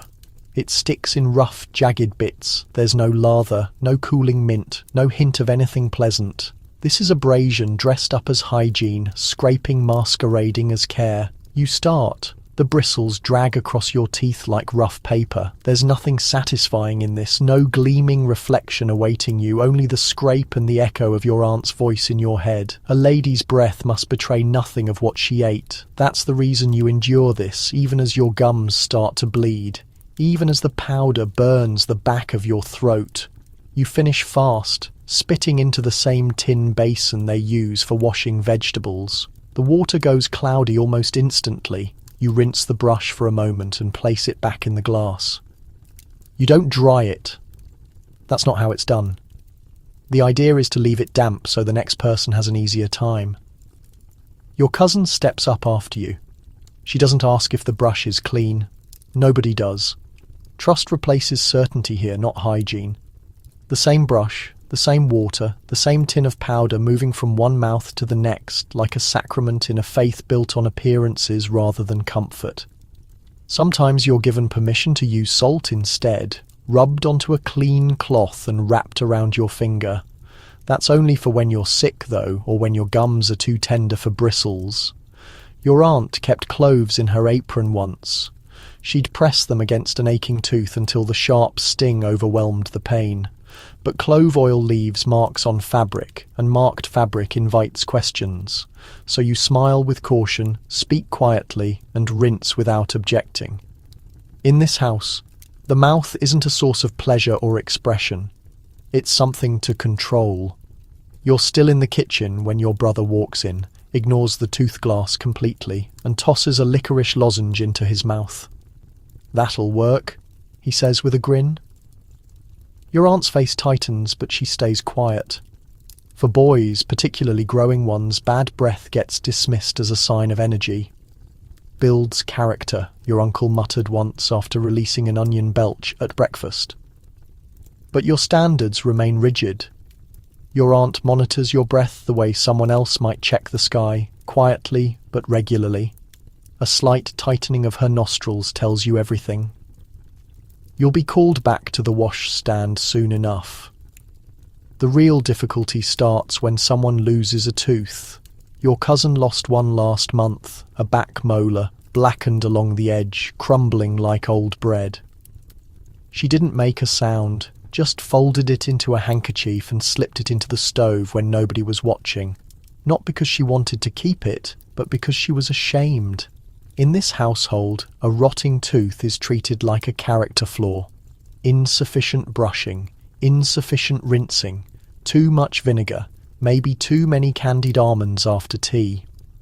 Whatever caused it, the person suffering always gets blamed, even if they never had their own brush to begin with, even if they only followed the rules laid out for them. Your aunt has a remedy, a paste made from honey, chalk, and ash worked into the cavity with a pin that's been rounded at the tip. It tastes horrible, but it hides the brown stain temporarily. She swears it works. I relied on it when courting your uncle, she told you once, tapping her jaw. Nobody suspected a thing. Then there are the breath masks, small balls of clove wrapped in lace and tucked into lockets. The women in your family carry them when visiting, not for their own sake, but for others, because bad breath is never acknowledged outright. It's alluded to, hinted at, sidestepped, treated like contagion. The strange part is that most mouths here smell the same, a combination of vinegar, scorched bread, and the bitter aftertaste of tea. But nobody mentions it. That would cross a line. You're supposed to act as if the mouth is private territory, even though it's monitored, examined, and critiqued every single day. You remember reading a passage in a novel once where a lady had her teeth polished with pumice and rose water. It sounded almost magical. Your aunt dismissed it immediately. Pure fiction, she said. Real women keep their mouths closed and their tongues in check, and so every night you follow the same steps. Scrub, rinse, pat, dry. You wouldn't dream of skipping any part, not when you're exhausted, not when your gums ache. The brush sits in its murky glass, watching like an artifact from some ancient ritual. The powder tin snaps shut. The basin gets emptied out the window along with the rest of the dirty water. Nobody ever cleans the glass. Nobody dares request a new brush. You don't clean your mouth to feel refreshed. You clean it to stay unnoticed. It's laundry day and the house hums with restrained chaos. Normal routines pause. Chairs get stacked, rugs rolled up, curtains pinned high like lifted skirts. The air is thick with boiling water and scorched fabric, and you know to stay out of the maid's path. You're instructed to help sort the clothing, which seems harmless until you realise what it actually involves. This isn't merely laundry. It's an investigation. Every piece gets held up to the light. Undergarments are examined not just for dirt, but for evidence. A yellow tinge at the collar might mean sweat, but a dark smudge triggers speculation. Your aunt scrutinises each mark like a magistrate reviewing testimony, lips pressed thin. Stains carry shame, odours carry guilt, and privacy dissolves the moment something reaches the laundry table. The real judgment, though, gets reserved for the linens. Shifts, chemises, nightgowns, anything that stays against skin long enough to tell stories. And it always does. The maid divides the garments by type, his, hers, children's, and within those stacks, by severity. The worst items go into the boiling pot first. This cauldron commands the scullery, blackened from years of use, crowned with steam that rises like secrets breaking free. Water gets hauled in with effort. Soap gets shaved by hand from a bar so dry it falls apart. Ash sometimes gets added for extra strength. There's no fragrance, only heat and humiliation. You help turn the paddle, which feels almost too heavy for your arms. The first layer sinking into the pot is supposedly anonymous, but it's not. You recognise the hem stitching, the thread colour, and you force your expression to stay neutral as everything disappears beneath the bubbling surface. Stirring too slowly wastes resources. Stirring too hard appears vulgar. There's a specific rhythm to maintain, and your aunt keeps watch. Eventually everything gets pulled out with iron tongs and moved to the wringing bench. That's where the real revelations happen, because wringing means touching. You feel the fabric, its weight, its secrets. A collar soaked with sweat, a petticoat heavy in the middle, a nightdress with a faint yellow streak that won't lift no matter how much lye gets scrubbed into it. Your cousin whispers that a girl was once sent away for a recurring stain. You nod seriously. The phrasing stays vague, but the meaning comes through clearly. Later, the clean items get carried out to the yard and hung on the line, but only if the neighbours are considered trustworthy. Today, your aunt declares some women spy during laundry hour, peering over fences, assessing every drying shirt. The family next door once spread gossip that your cousin wore unusually wide petticoats. The suggestion was obvious. She cried for 2 days straight. You help hang the lighter pieces, handkerchiefs, undercaps, sleeves. The heavier ones stay with the maid. As you pin them up, something strange occurs to you. The cleaner they are, the more exposed they become, flapping in the breeze like announcements. This is what we wear, this is what we perspire in, this is what we conceal. Because in a Victorian home, the laundry line isn't just for drying, it's for declaring who you are and who you refuse to be. By late afternoon, the garments on the line are almost dry, fluttering like pale ghosts against the smoky sky. You're told to bring them in, but not alone. Your aunt follows, inspecting each item as it comes down, her hands moving with practiced authority. She presses fabric to her nose, squints at seams. A faint streak or stubborn wrinkle can still ruin the entire process. As you unpin your cousin's nightgown, you pause. There's a shadow near the hem, not colour exactly, not dirt either, just a trace.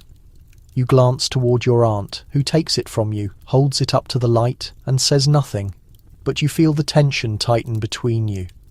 That nightgown will be reboiled, which means it gets boiled again, not necessarily to make it cleaner, but to eliminate any chance that someone might think it wasn't clean enough. The linen gets folded in silence. Stains mean more than marks. They mean carelessness, hidden desires, defiance. A young woman with frequent underarm stains gets labelled suspiciously emotional. One with blood at the thigh seam even worse. The phrase ruined linen carries more significance than you grasped when you were younger. By now the basket is full. The final step involves marking each item with chalk, who it belongs to, what day it was washed, whether it needs repair. Mending happens on Wednesdays, always in silence. You've learned that those with the most repairs also attract the most scrutiny.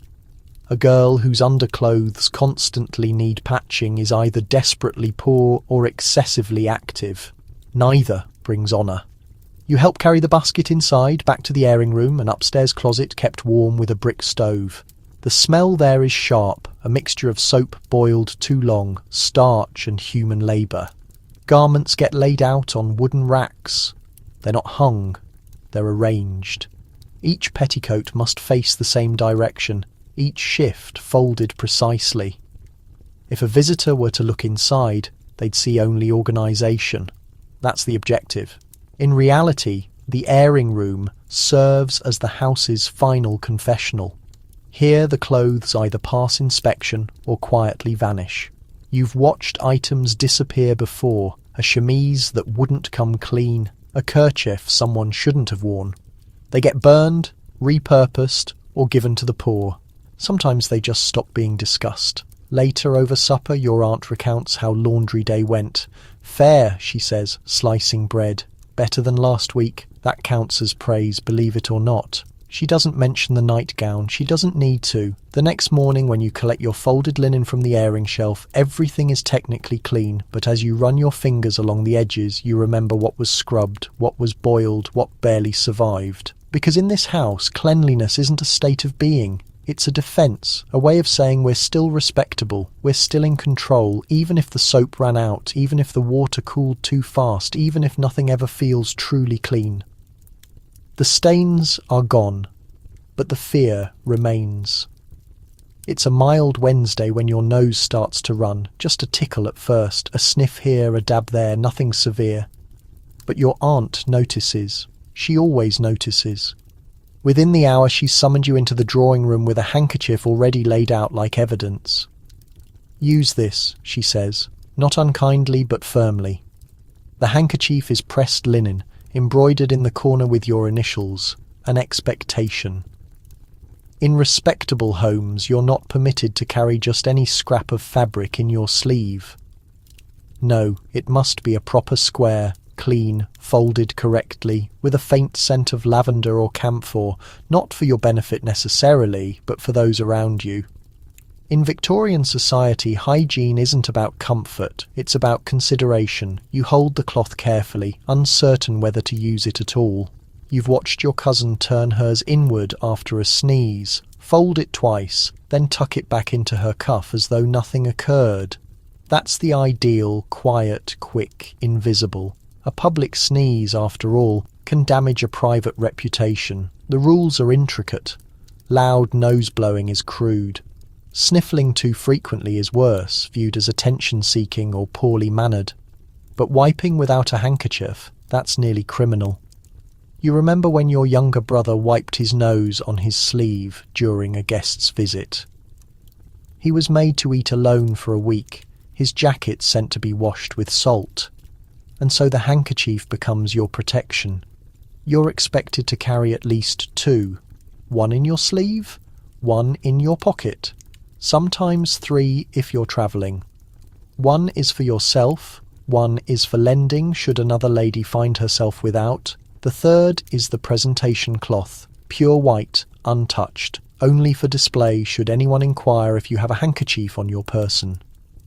Even the way you hold it matters. Never balled up, never visibly damp, folded twice over then again, tucked gently between thumb and palm. You've practiced in the mirror. Heaven help you if it shows colour. A stained handkerchief speaks volumes. A yellowed edge might suggest sweat. A faint pink could mean more. And if the cloth smells of illness, vinegar, camphor, even mustard, you'll be marked as delicate, which in Victorian code means both unreliable and inconvenient. Your aunt keeps a drawer full of old handkerchiefs, some with lace, others with monograms, a few darkened beyond repair. She calls them her emergency stock. You've only seen them used during funerals or harsh winters. They're too worn for polite society, too precious for the rag bin. There's also the matter of handkerchief etiquette in conversation. If a man offers his, you must refuse unless fainting is imminent. If you do accept, it must be returned by post, washed, ironed, and folded into a note of thanks. Your cousin once returned one without scenting it first, and the gossip among the sewing circle was ruthless. So now as you sniff quietly and pat your nose with the lavender-scented linen, you're not just tending to a runny nose, you're maintaining your standing, you're signalling refinement, you're performing hygiene with all the delicacy of a court dance. The next day your handkerchief is missing. You search your apron pocket, your sleeve, your book satchel, gone. Panic builds, slow but steady, because in this household, a missing handkerchief isn't just carelessness. It's a breach of etiquette, an absence that whispers something is wrong. You'll be expected to explain. You consider borrowing one from your cousin, but each cloth is marked and the initials would expose you. Even worse would be using nothing at all. A sniff without a handkerchief is a declaration of disorder. At breakfast, you sit unusually still, avoiding your nose entirely. Your aunt eyes you across the table, her gaze drifting to the empty place at your cuff. Her lips purse, and a silent note is made. After the meal, you're handed a replacement, not a fine one, no lace, no embroidery, just a coarse cotton square, soft from use and slightly frayed at the corners. A punishment cloth, if you're being honest. A signal to those in the know that you've broken form.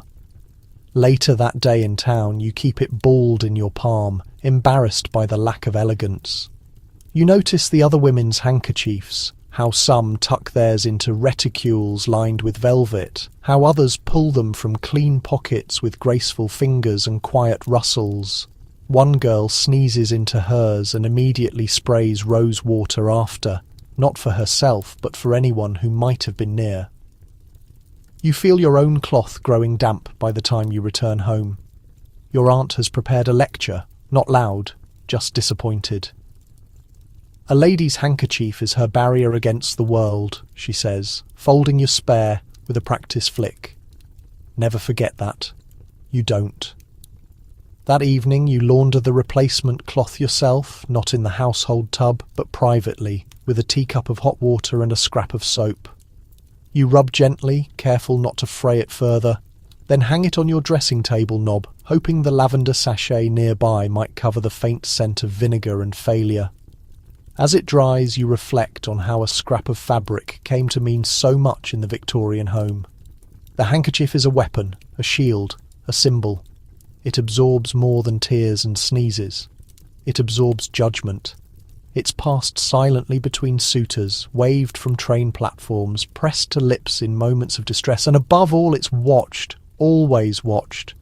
A folded square can say I'm still composed, a stained one says I've lost control, and a missing one, well, that's as good as shouting. So now you keep 3, one at your wrist, one in your pocket, one under your pillow just in case, not because you expect illness, but because in this house even your sneeze must be civilised. You're sitting near the window, stitching a frayed hem when your aunt calls out from the hallway. "Let me see your hands." You rise slowly, already knowing what she's really asking. Not about your stitching, not even about the linen. She wants to check your nails. Your fingers are inspected like artifacts. Palms turned, cuticles checked, nails rubbed with a lace handkerchief to see if they bear any secret grime. There is no dirt, but that's not the point. The inspection itself is the ritual. Your hands tell a story of where you've been, what you've touched, and whether or not you deserve to be seen. Fingernails in the Victorian household are not small details, they're character summaries. A girl with ragged cuticles is thought to be anxious. A girl with half-moons blackened by coal or ink, neglectful. And worst of all, a girl with long untrimmed nails, animalistic, your aunt once whispered, as if she were describing a creature, not a child. You're sent to the washstand with a pumice tin, not soap, pumice. It's stored in a small jar with a cracked lid and feels like powdered stone. You sprinkle it into your palm, add a splash of vinegar water and scrub, not your hands though, just the nails. You twist your fingertips into the grit, pressing each one in like a penitent pressing sins into salt. The feeling is unpleasant but familiar. Afterward you rinse, then pat your hands dry with a towel already damp from someone else's attempt at redemption. Your skin is pink, stinging. The grit hides in your knuckles, but you say nothing. You return to your aunt. She inspects again. This time she nods. But the ordeal isn't over. Next comes the shine. Your cousin retrieves the nail buffer from the drawer. A small block wrapped in chamois leather, soft, worn, and slightly greasy from years of polishing. You rub it gently across each nail in circular motions, trying to achieve a dull, uniform gleam. Too much shine is frowned upon, suggests vanity. Too little laziness. You aim for modestly luminous. Men, of course, are allowed dirty nails. Your uncles are always smudged with pipe ash or garden soil. Honest labour, he says proudly, scratching his jaw with a thumb stained nearly black. No one questions his cleanliness. But for you, a bit of charcoal beneath a fingernail is a social death sentence. You remember the scandal last year? One of the girls in town arrived at a church picnic with green under her nails. Rumour swirled. She's been in the cellar, they said, or worse, the privy. She was sent home with a headache and didn't return to school until spring. You take out your embroidery next, letting your hands rest lightly in your lap, palms up. It's not just work, it's proof. Idle hands in this world are suspicious, dirty hands are damning, but neatly kept hands, those are currency. Because in this house, hygiene is not only about your body, it's about your reputation. You're back at your sewing when you hear it, a sharp tutting from the drawing room. Your aunt again. She's caught your cousin absent-mindedly nibbling at a hangnail. The room falls silent as your cousin's hand is lowered in shame. No words are spoken, but the message is clear. Your body is not yours to fiddle with. Chewing fingernails is considered a form of social decay. If a girl nibbles her nails, she's judged as weak-willed, nervous, possibly dishonest. You've seen it happen. A friend dismissed from her governess's care not for misbehaviour, but for having hands like a squirrel. Her name hasn't been spoken since. Your cousin is sent to the pantry for the lemon. not for tea, for punishment. A wedge is rubbed across her fingertips to sting any open skin and leave a bitter residue. That'll teach her to keep her fingers out of her mouth, your aunt mutters, slicing another wedge for the housemaid who was caught doing the same the week before. You recall a time when your own nails were bitten to the quick during winter. You were made to wear soft linen gloves for a month, indoors, outdoors, even at meals to protect your future, your aunt had said ominously, as if marriage prospects could be eroded by a scuffed cuticle. Clean nails are expected to be short, rounded and pale, no paint, no decoration. The idea of polish is foreign here, associated with actresses, foreigners and fast women. Even rose-tinted fingertips are suspect. One girl you knew once used beetroot juice to tint her nails. She was banned from church choir for 2 Sundays. The stain had vanished by the time she returned, but the whispers hadn't. Men's fingers again are exempt. Your uncle's nails are long, often jagged, and always visible as he gestures while speaking. He is praised for his earthy honesty. You once dared to ask why the standard was different. Your aunt blinked at you confused. Because he's a man. Even nail clippings have rules. They must be trimmed over paper, never into a basin, never into the fire that invites bad luck. Once cut, they're folded into a scrap of newspaper and tossed discreetly. Your cousin once dropped a clipping behind the dresser. She didn't sleep well for a week. And then there's the business of hangnails, those traitorous little flaps of skin that appear when winter dries the air and wool gloves rub your fingertips raw. They must not be pulled, only clipped. Clipped with the same shears used for embroidery, then cleaned afterward with a drop of alcohol or more commonly spit. If your hands bleed, you hide them, because bleeding isn't seen as pain, it's seen as poor planning. You glance down now at your own fingers. They're sore from stitching, rimmed faintly pink, but still whole.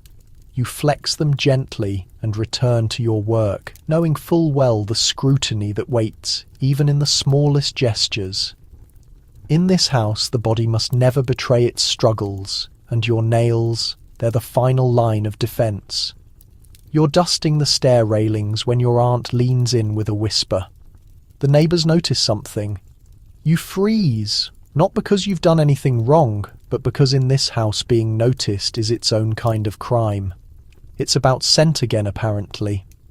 During yesterday's walk, someone remarked that your cousin carried a hint of vinegar and wool. A harmless comment, perhaps, but not in Victorian society. In this world, smells are silent weapons. They signal everything from class to cleanliness, from emotional state to moral character, and your family.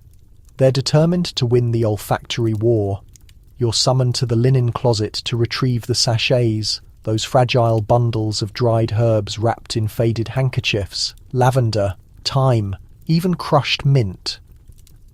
They're tucked into pockets, corsets, sleeves and undergarments, not to be sniffed, heavens no, but to gently leak their fragrance into the air like a subtle apology. In the parlour, the heavy curtains are sprayed with rose water from a pewter atomizer, not too much, just enough to mask the smell of damp velvet and last week's soot. The sofa cushions are beaten with a cane, then dusted with starch and citrus peel. Even the lampshades are wiped with scented vinegar.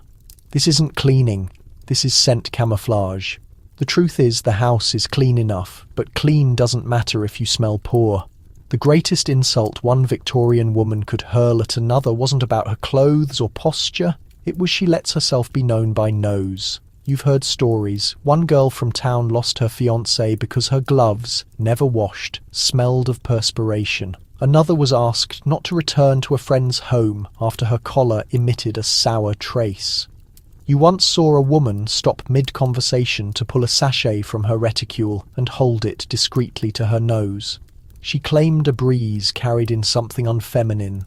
It was only the baker's apprentice walking past.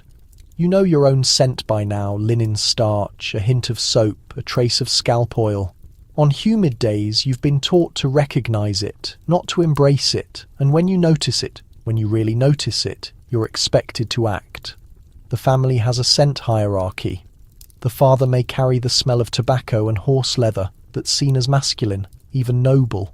Your aunt carries the scent of cold cream and beeswax that's maternal. Your cousin, when properly prepared, smells like bay leaf and camphor, but you must smell like nothing, or better, like restraint. This is why your drawers are lined with lemon peel, why your nightgown is aired twice a week, why your shoes are stuffed with cinnamon bark and your hatband rubbed with vinegar, not because anyone in the house thinks these things actually work, but because not doing them would raise suspicion. Because in a Victorian home, scent is surveillance, and the nose the most judgmental eye of all. After supper, the entire house seems to lean into the hush of evening, and with it comes the quiet ritual of self-assessment. Not by mirror, not by word, but by smell. You watch as your cousin unlaces her boots with care and bends her nose to them, subtly pretending she's inspecting the stitching. She frowns, then rises and disappears into the pantry. You know what she's gone to fetch, the drawer of powdered sachets. It's kept with the household ledgers as if perfume were a kind of currency. Inside are paper packets filled with crushed orris root and powdered rice. They're used sparingly and only when needed, like now. Auntie joins her. She doesn't scold, she simply nods, hands her a small corked bottle of violet water and gestures toward the back hallway, away from the eyes of the men, because applying scent, like relieving oneself or changing linens, is a thing women must do unseen. You remember your own lessons. Never apply perfume to bare skin, it implies intimacy. Instead, one must scent the underskirt hem, the inside of gloves, the lace, collar, places close enough to carry the aroma but never close enough to seem deliberate. The goal is to smell like virtue, not seduction. Even your bedding is subject to scrutiny. Your pillowcases are spritzed lightly with rose water on Sundays, and your sheets dusted with starch laced with bay leaf. When you're unwell, you're allowed clove and orange peel tucked under your pillow, but only for 2 nights. The moment a scent lingers beyond its welcome, it becomes suspect.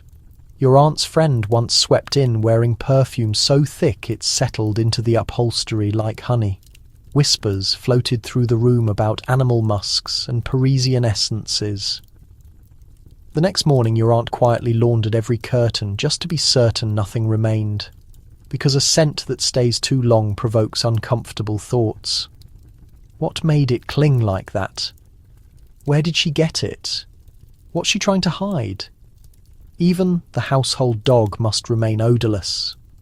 Monthly, the servant rubs citrus rind into his coat, not for any real benefit, but because a scentless animal suggests a respectable home. Before retiring each night, you examine yourself like someone hunting for evidence. You check your sleeves, your neckline. You breathe in close to your plaited hair, subtle lavender notes, hints of stiffening agent, and underneath, your natural smell, persistent, always threatening. So you work a scented pouch between your palms, tuck it beneath your pillow and settle into bed, prepared to answer any inquiry about your freshness the way every woman does. Oh, I barely think about it. Because in this household, admitting you possess a scent is as shameful as appearing with your undergarments visible. Far better to maintain the pretense. Far better to assume that remaining undetectable means you've succeeded entirely. Now you're standing in the children's quarters, cradling the infant. She's not your child, naturally. Your cousin's daughter, a round little creature with enormous eyes and that distinctive sour dairy smell embedded in every crease of her cotton swaddling. She makes soft noises, then her expression changes. You prepare yourself for what's inevitable. There's a sudden warmth pressing against your side, accompanied by that unmistakable odour that slices through lavender sachets and crisp starched fabric like artillery through delicate needlework. The infant has made a mess again. You quietly summon the servant, who arrives carrying the cleaning cloth, an aged muslin square draped over her forearm like a standard of war. But there's no alarm, no hurried gathering of soap or fresh water, because in this home, infants are tended the way one dusts furniture, Swiftly, superficially, and with full knowledge, they'll require immediate attention again. The servant reaches into the woven basket under the changing surface and retrieves a wipe. Not some disposable paper or dampened towel, but a thoroughly used flannel square, neatly folded into quarters. She moistens it with a small pitcher of room-temperature water, shakes off the excess and begins her task. There's no powder offered, no soothing cream, just this cloth. Clean, reuse. After wiping, the fabric is shaken through the open window, not to dry properly, but to dislodge any debris or particles clinging to it. Then it's refolded, the soiled section tucked away discreetly and deposited into a covered bucket, already halfway filled with the day's accumulation. The lid fits poorly. An insect once entered and never emerged. You pass over the baby's wrappings. These also receive the smell evaluation. If the staining is minimal and the material relatively dry, it gets hung by the kitchen stove to air out and will be reused. If conditions are worse, it's downgraded to floor cleaning rags, or in extreme cases, incinerated in the ash pit beyond the kitchen. The infant is rewrapped in a fresh cloth square, secured with a piece of worn ribbon. The whole procedure has consumed 4 minutes. No soap involved, no elaborate ritual, just sufficient cleanliness to demonstrate effort, insufficient to promote wastefulness. You've heard that wealthier households employ sponges dipped in diluted wine, or even perfumed linens with foreign oils, but not in this house. Here, cleanliness is dictated by economy and discretion. The baby doesn't protest. She understands this pattern, and you do too. The household maintains a cycling collection of infant cloths, maybe 20 total, all cut from worn nightgowns or bed linens. Nobody calls them diapers. They're known as binds, suggesting the purpose is restriction rather than ease.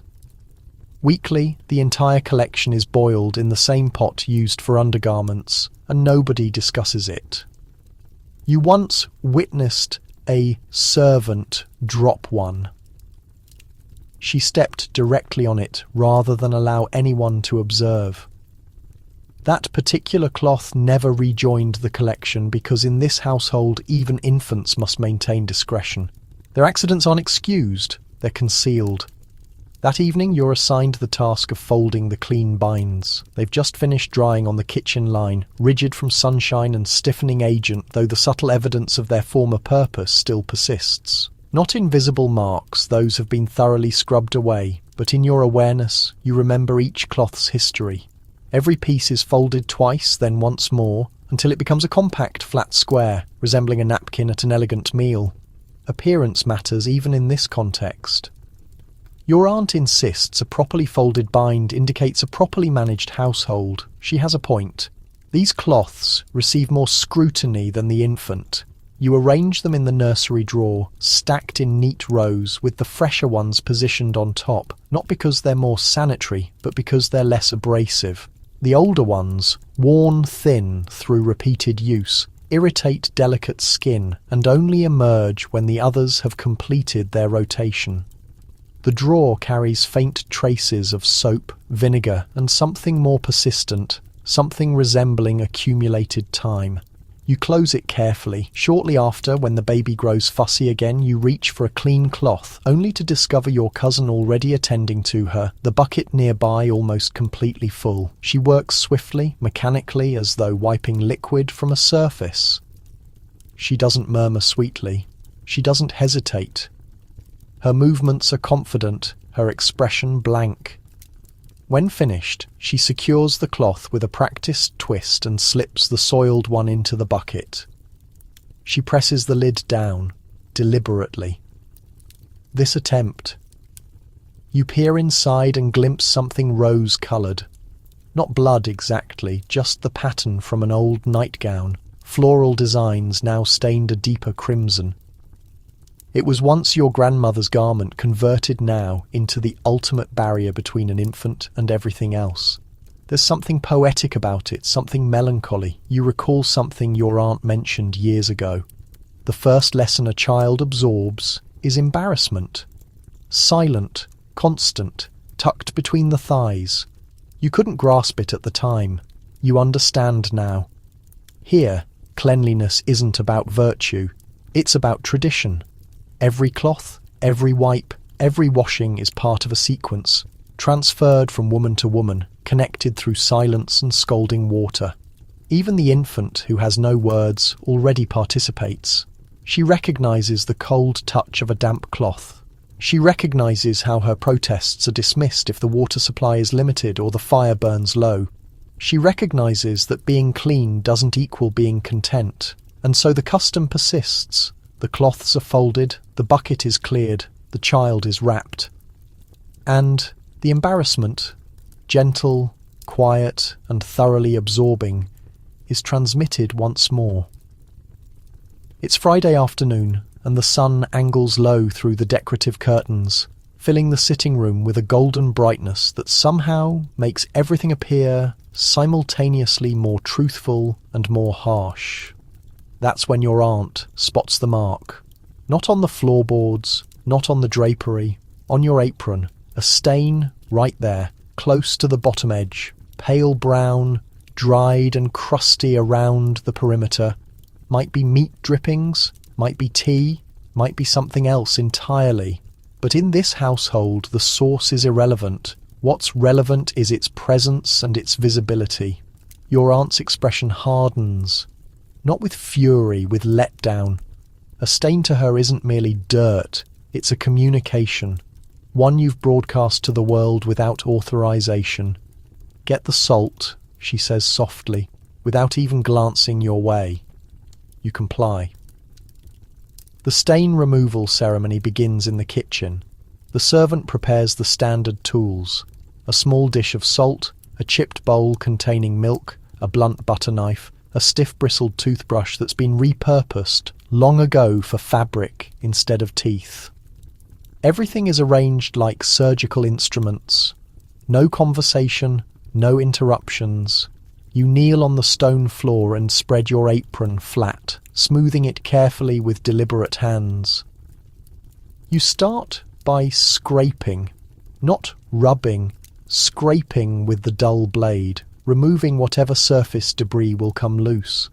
Then the salt applied to the fabric with a small rotating motion. The salt must extract the transgression, as your aunt phrased it once. After a pause, the cloth is dipped in milk, skimmed and cool, and scrubbed with the toothbrush, each stroke tallied quietly under your breath. You're not sure why you count, you simply do. Everyone does.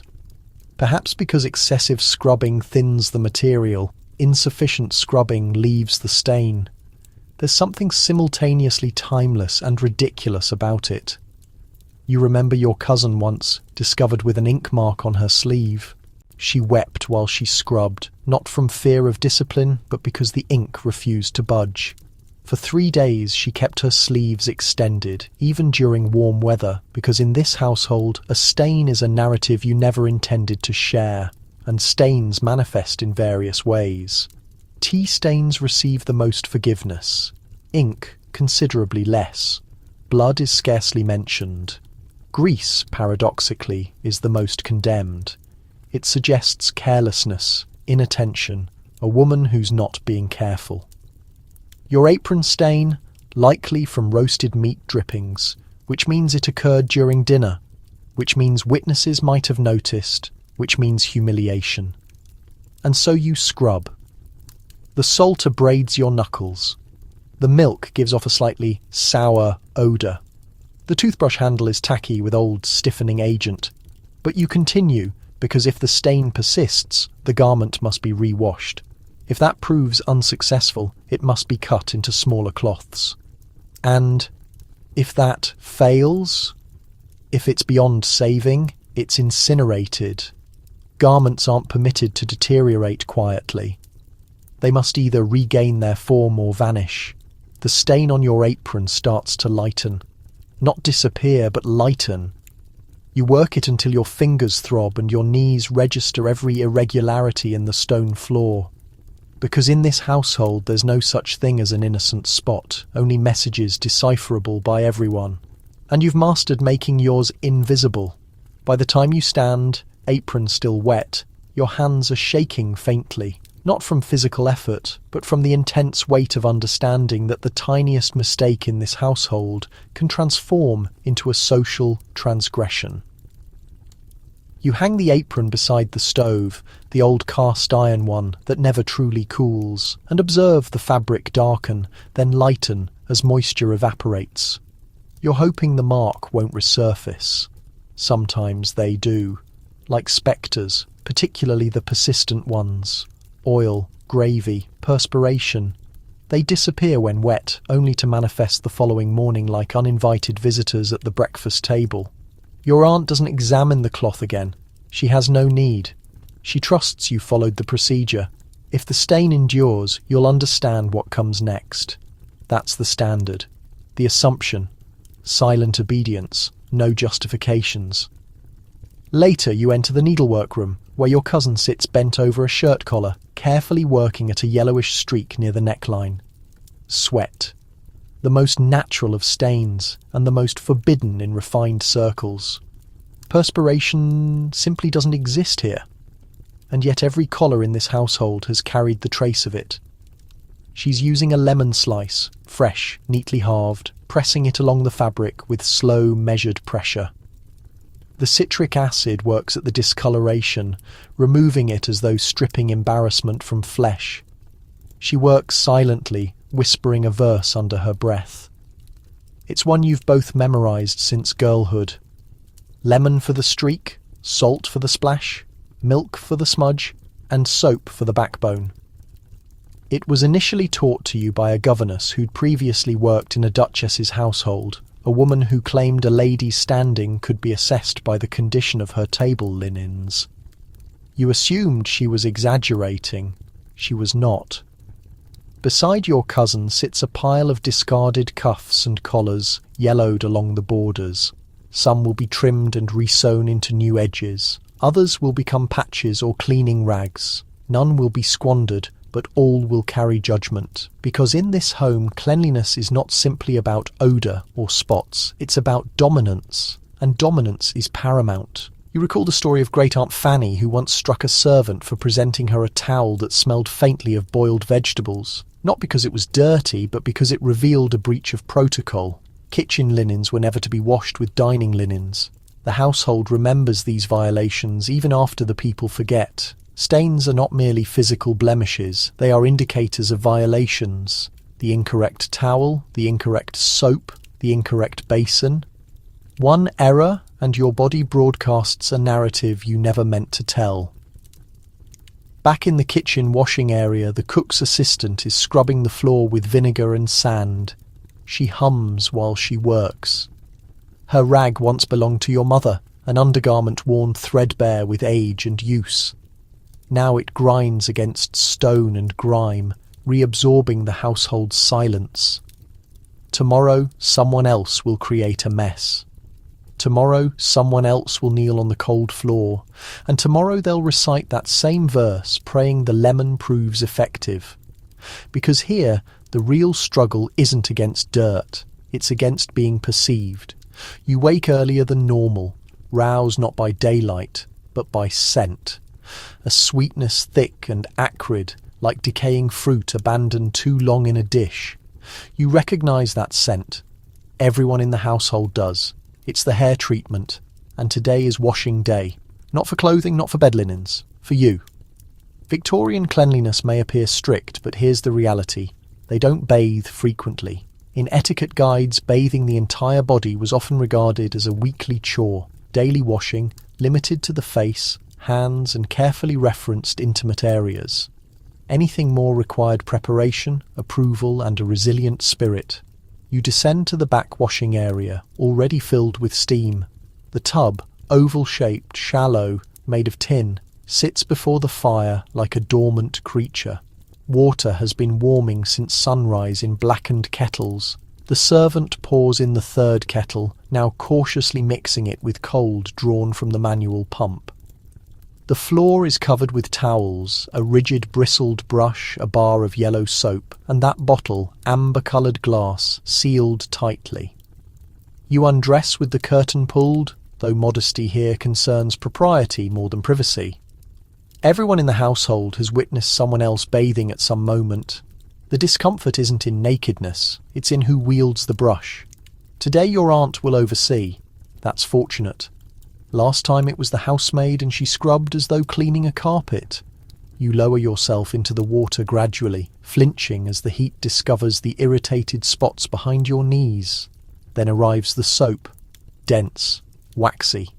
It smells vaguely of beef, rendered fat and lemons, though neither smell conceals the grittiness. Victorian soap was manufactured from rendered animal fat and caustic soda. When it's fresh, it's solid as rock. When worn down, it crumbles like aged plaster. Your aunt drags it down your spine in firm strokes, never circular motions.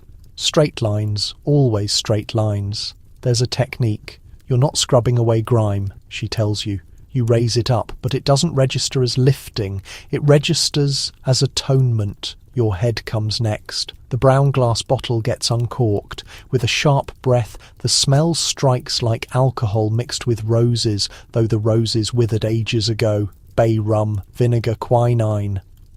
God knows what else is mixed in. You tilt your head forward as your aunt tips a capful down your part. The solution runs through, burning your eyes, plastering your hair flat against your skull. Victorians had deep faith in scalp stimulation. To wake the follicles, they'd claim. And so the brushing starts. Quick, brutal strokes. With a boar bristle brush that could wake corpses. You clutch the tub's edges. You wouldn't dare cry out. Not from the pain itself, but because that would show weakness. And weakness breeds disease. You recall the advertisement for Dr. Dunham's Violet Bloom hair tonic you saw posted outside the grocer's once. A woman beaming, with hair that shone like jet. She didn't resemble this. She wasn't choking on vinegar vapours. The brushing goes on, as though your scalp's being buffed for examination. You picture a single flake of dandruff breaking free and floating down like snow. Intolerable. Inexcusable. Your aunt would catch it. She catches everything. At last, the cloths, one for the face, one for arms and legs, and one rougher, discoloured for everything else. You handle that portion alone, in silence, always at the end, always beneath the surface. This isn't bathing, it's ceremony, and like every ceremony, it concludes in quiet. The water's turned frigid by the time you stand, knees banging against the metal sides, flushed and marked with soap streaks. You tremble not only from the cold draught, but from knowing this is when you're most clean and most vulnerable. You'll feel completely drained. The servant comes back with a heated flannel, worn thin with years, and you pull it around yourself like protection. Beyond, the household is stirring. Upstairs somewhere, a coal bucket's being dumped. On the stairs, boots stand in neat regimental lines. But here in the washing room you're dripping. Drying has its own torment. No rubbing permitted, only patting. The towel has to absorb, not scrape. Too much movement, and the skin reddens, an unflattering mark of effort. The goal, always, is ease. You have to step out of the bath as though you'd simply existed that clean all along, as if no warmth or struggle or awkward nakedness was involved. Then the powders begin, the aluminum, chalky, sharp. It gets tapped into the folds behind knees, underarms, between toes. Your aunt stands by it, claims it prevents sourness from developing. You don't argue, you simply comply. After that comes starch, not for clothing, but for skin.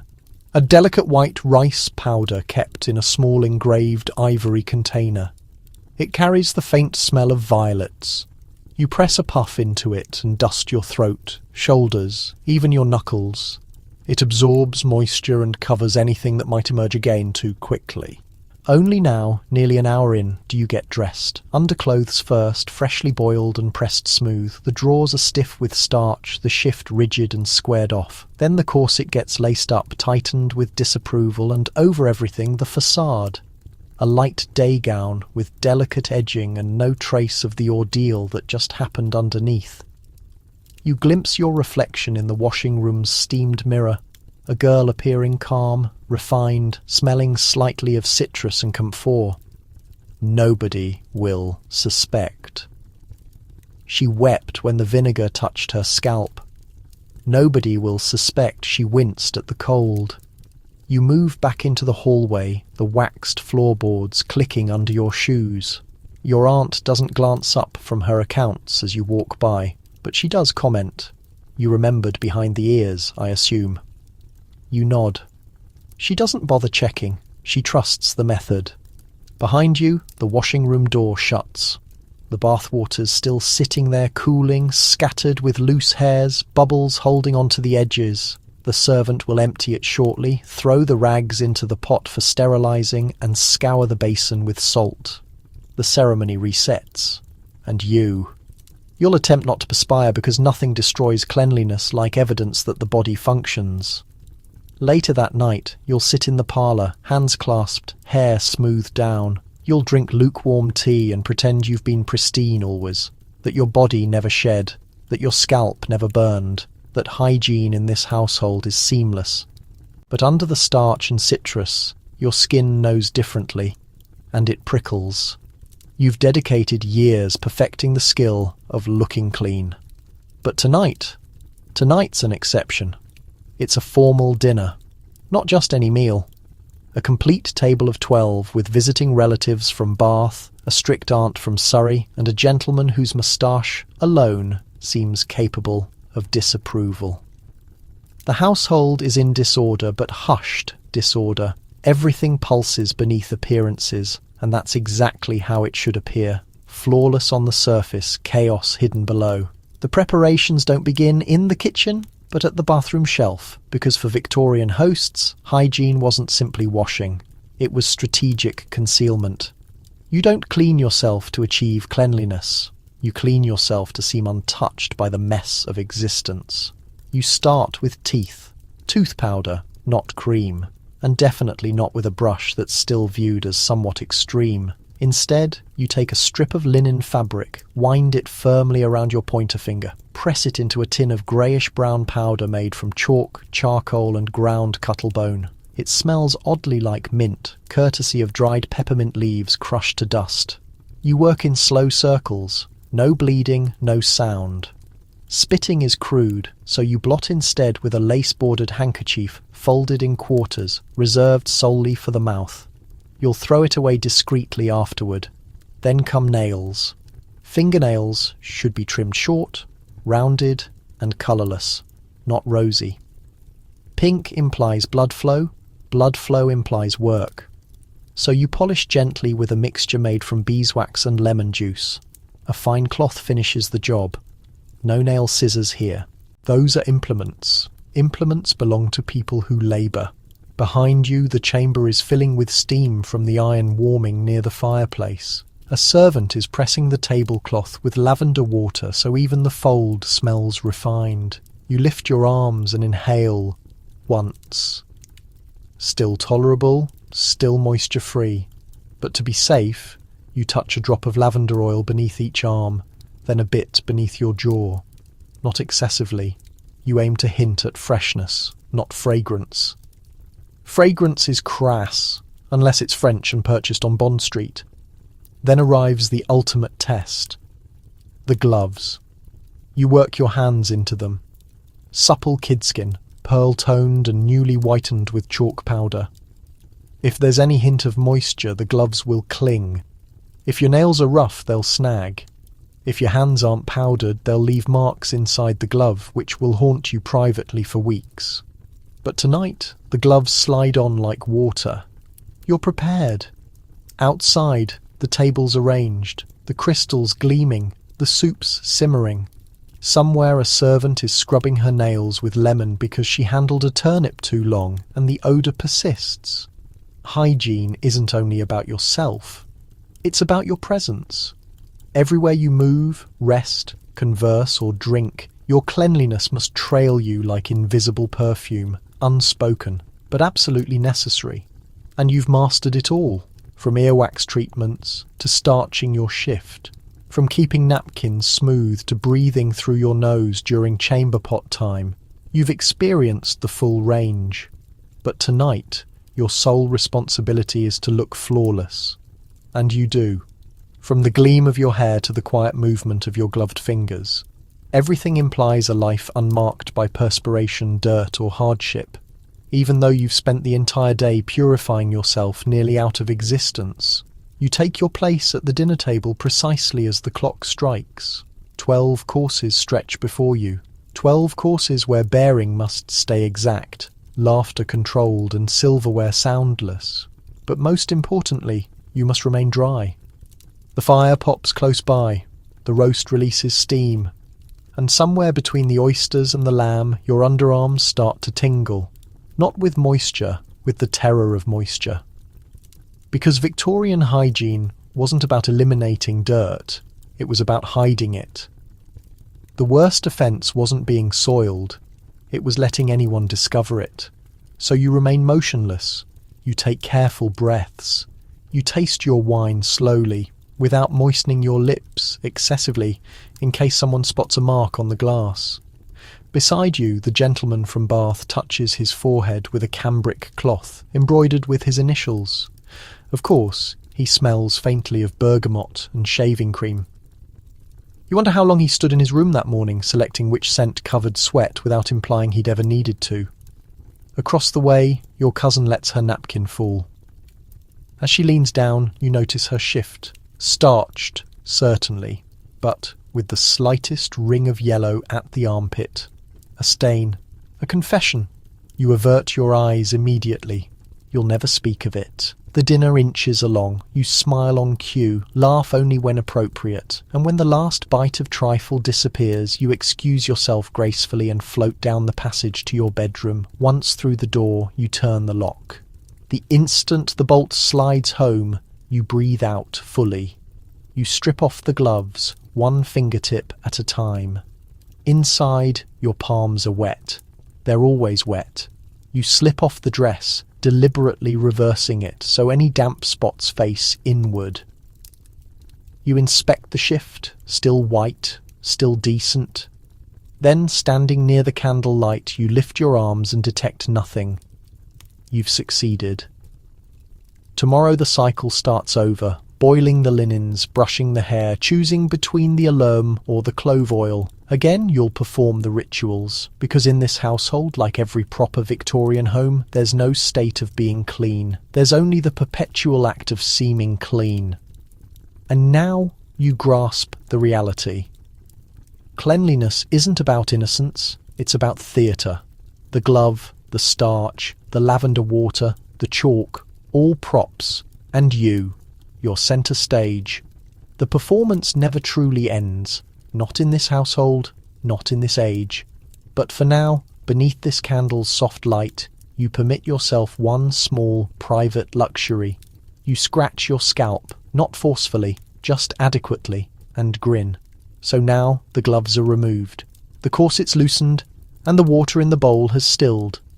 The household has quieted to its nighttime whisper, floorboards creaking, coals sighing in the fireplace, and a lone clock marking away the final scraps of day. You've made it through. Not merely the dinner, or the bath, or the powder, but the entire elaborate performance of Victorian hygiene. A universe where the appearance of cleanliness counted more than the ease of it. Where starch and soap served as tokens, where one stray hair could trigger whispers and a faint mustiness beneath the arms could destroy a season's standing. And yet inside that universe, you discovered your pace. You figured out how to drift through each chamber like a spirit of lavender and citrus, how to maintain dry gloves, spotless shifts, hair brushed exactly right. You adjusted, you persisted, and that's something quietly remarkable because even surrounded by the starch and vinegar, the tooth powder and tepid sponge baths, you stayed human, imperfect, tender, genuine, and that tenderness, it never actually vanished. It simply concealed itself behind the starch. So now, as your head settles into the pillow and the shadows stretch across your ceiling, allow yourself to release. Float away. Let the restrictions dissolve. No more alum, no more starch, no more delicate touches with scented handkerchiefs. Just breathing. silence, calm. Let your skin exist freely. Let your narrative settle. And understand that despite all their regulations, their ceremonies, their inflexible customs, the Victorians never possessed anything quite as valuable as this. A moment to simply exist. No scrutiny, no powder, only tranquility.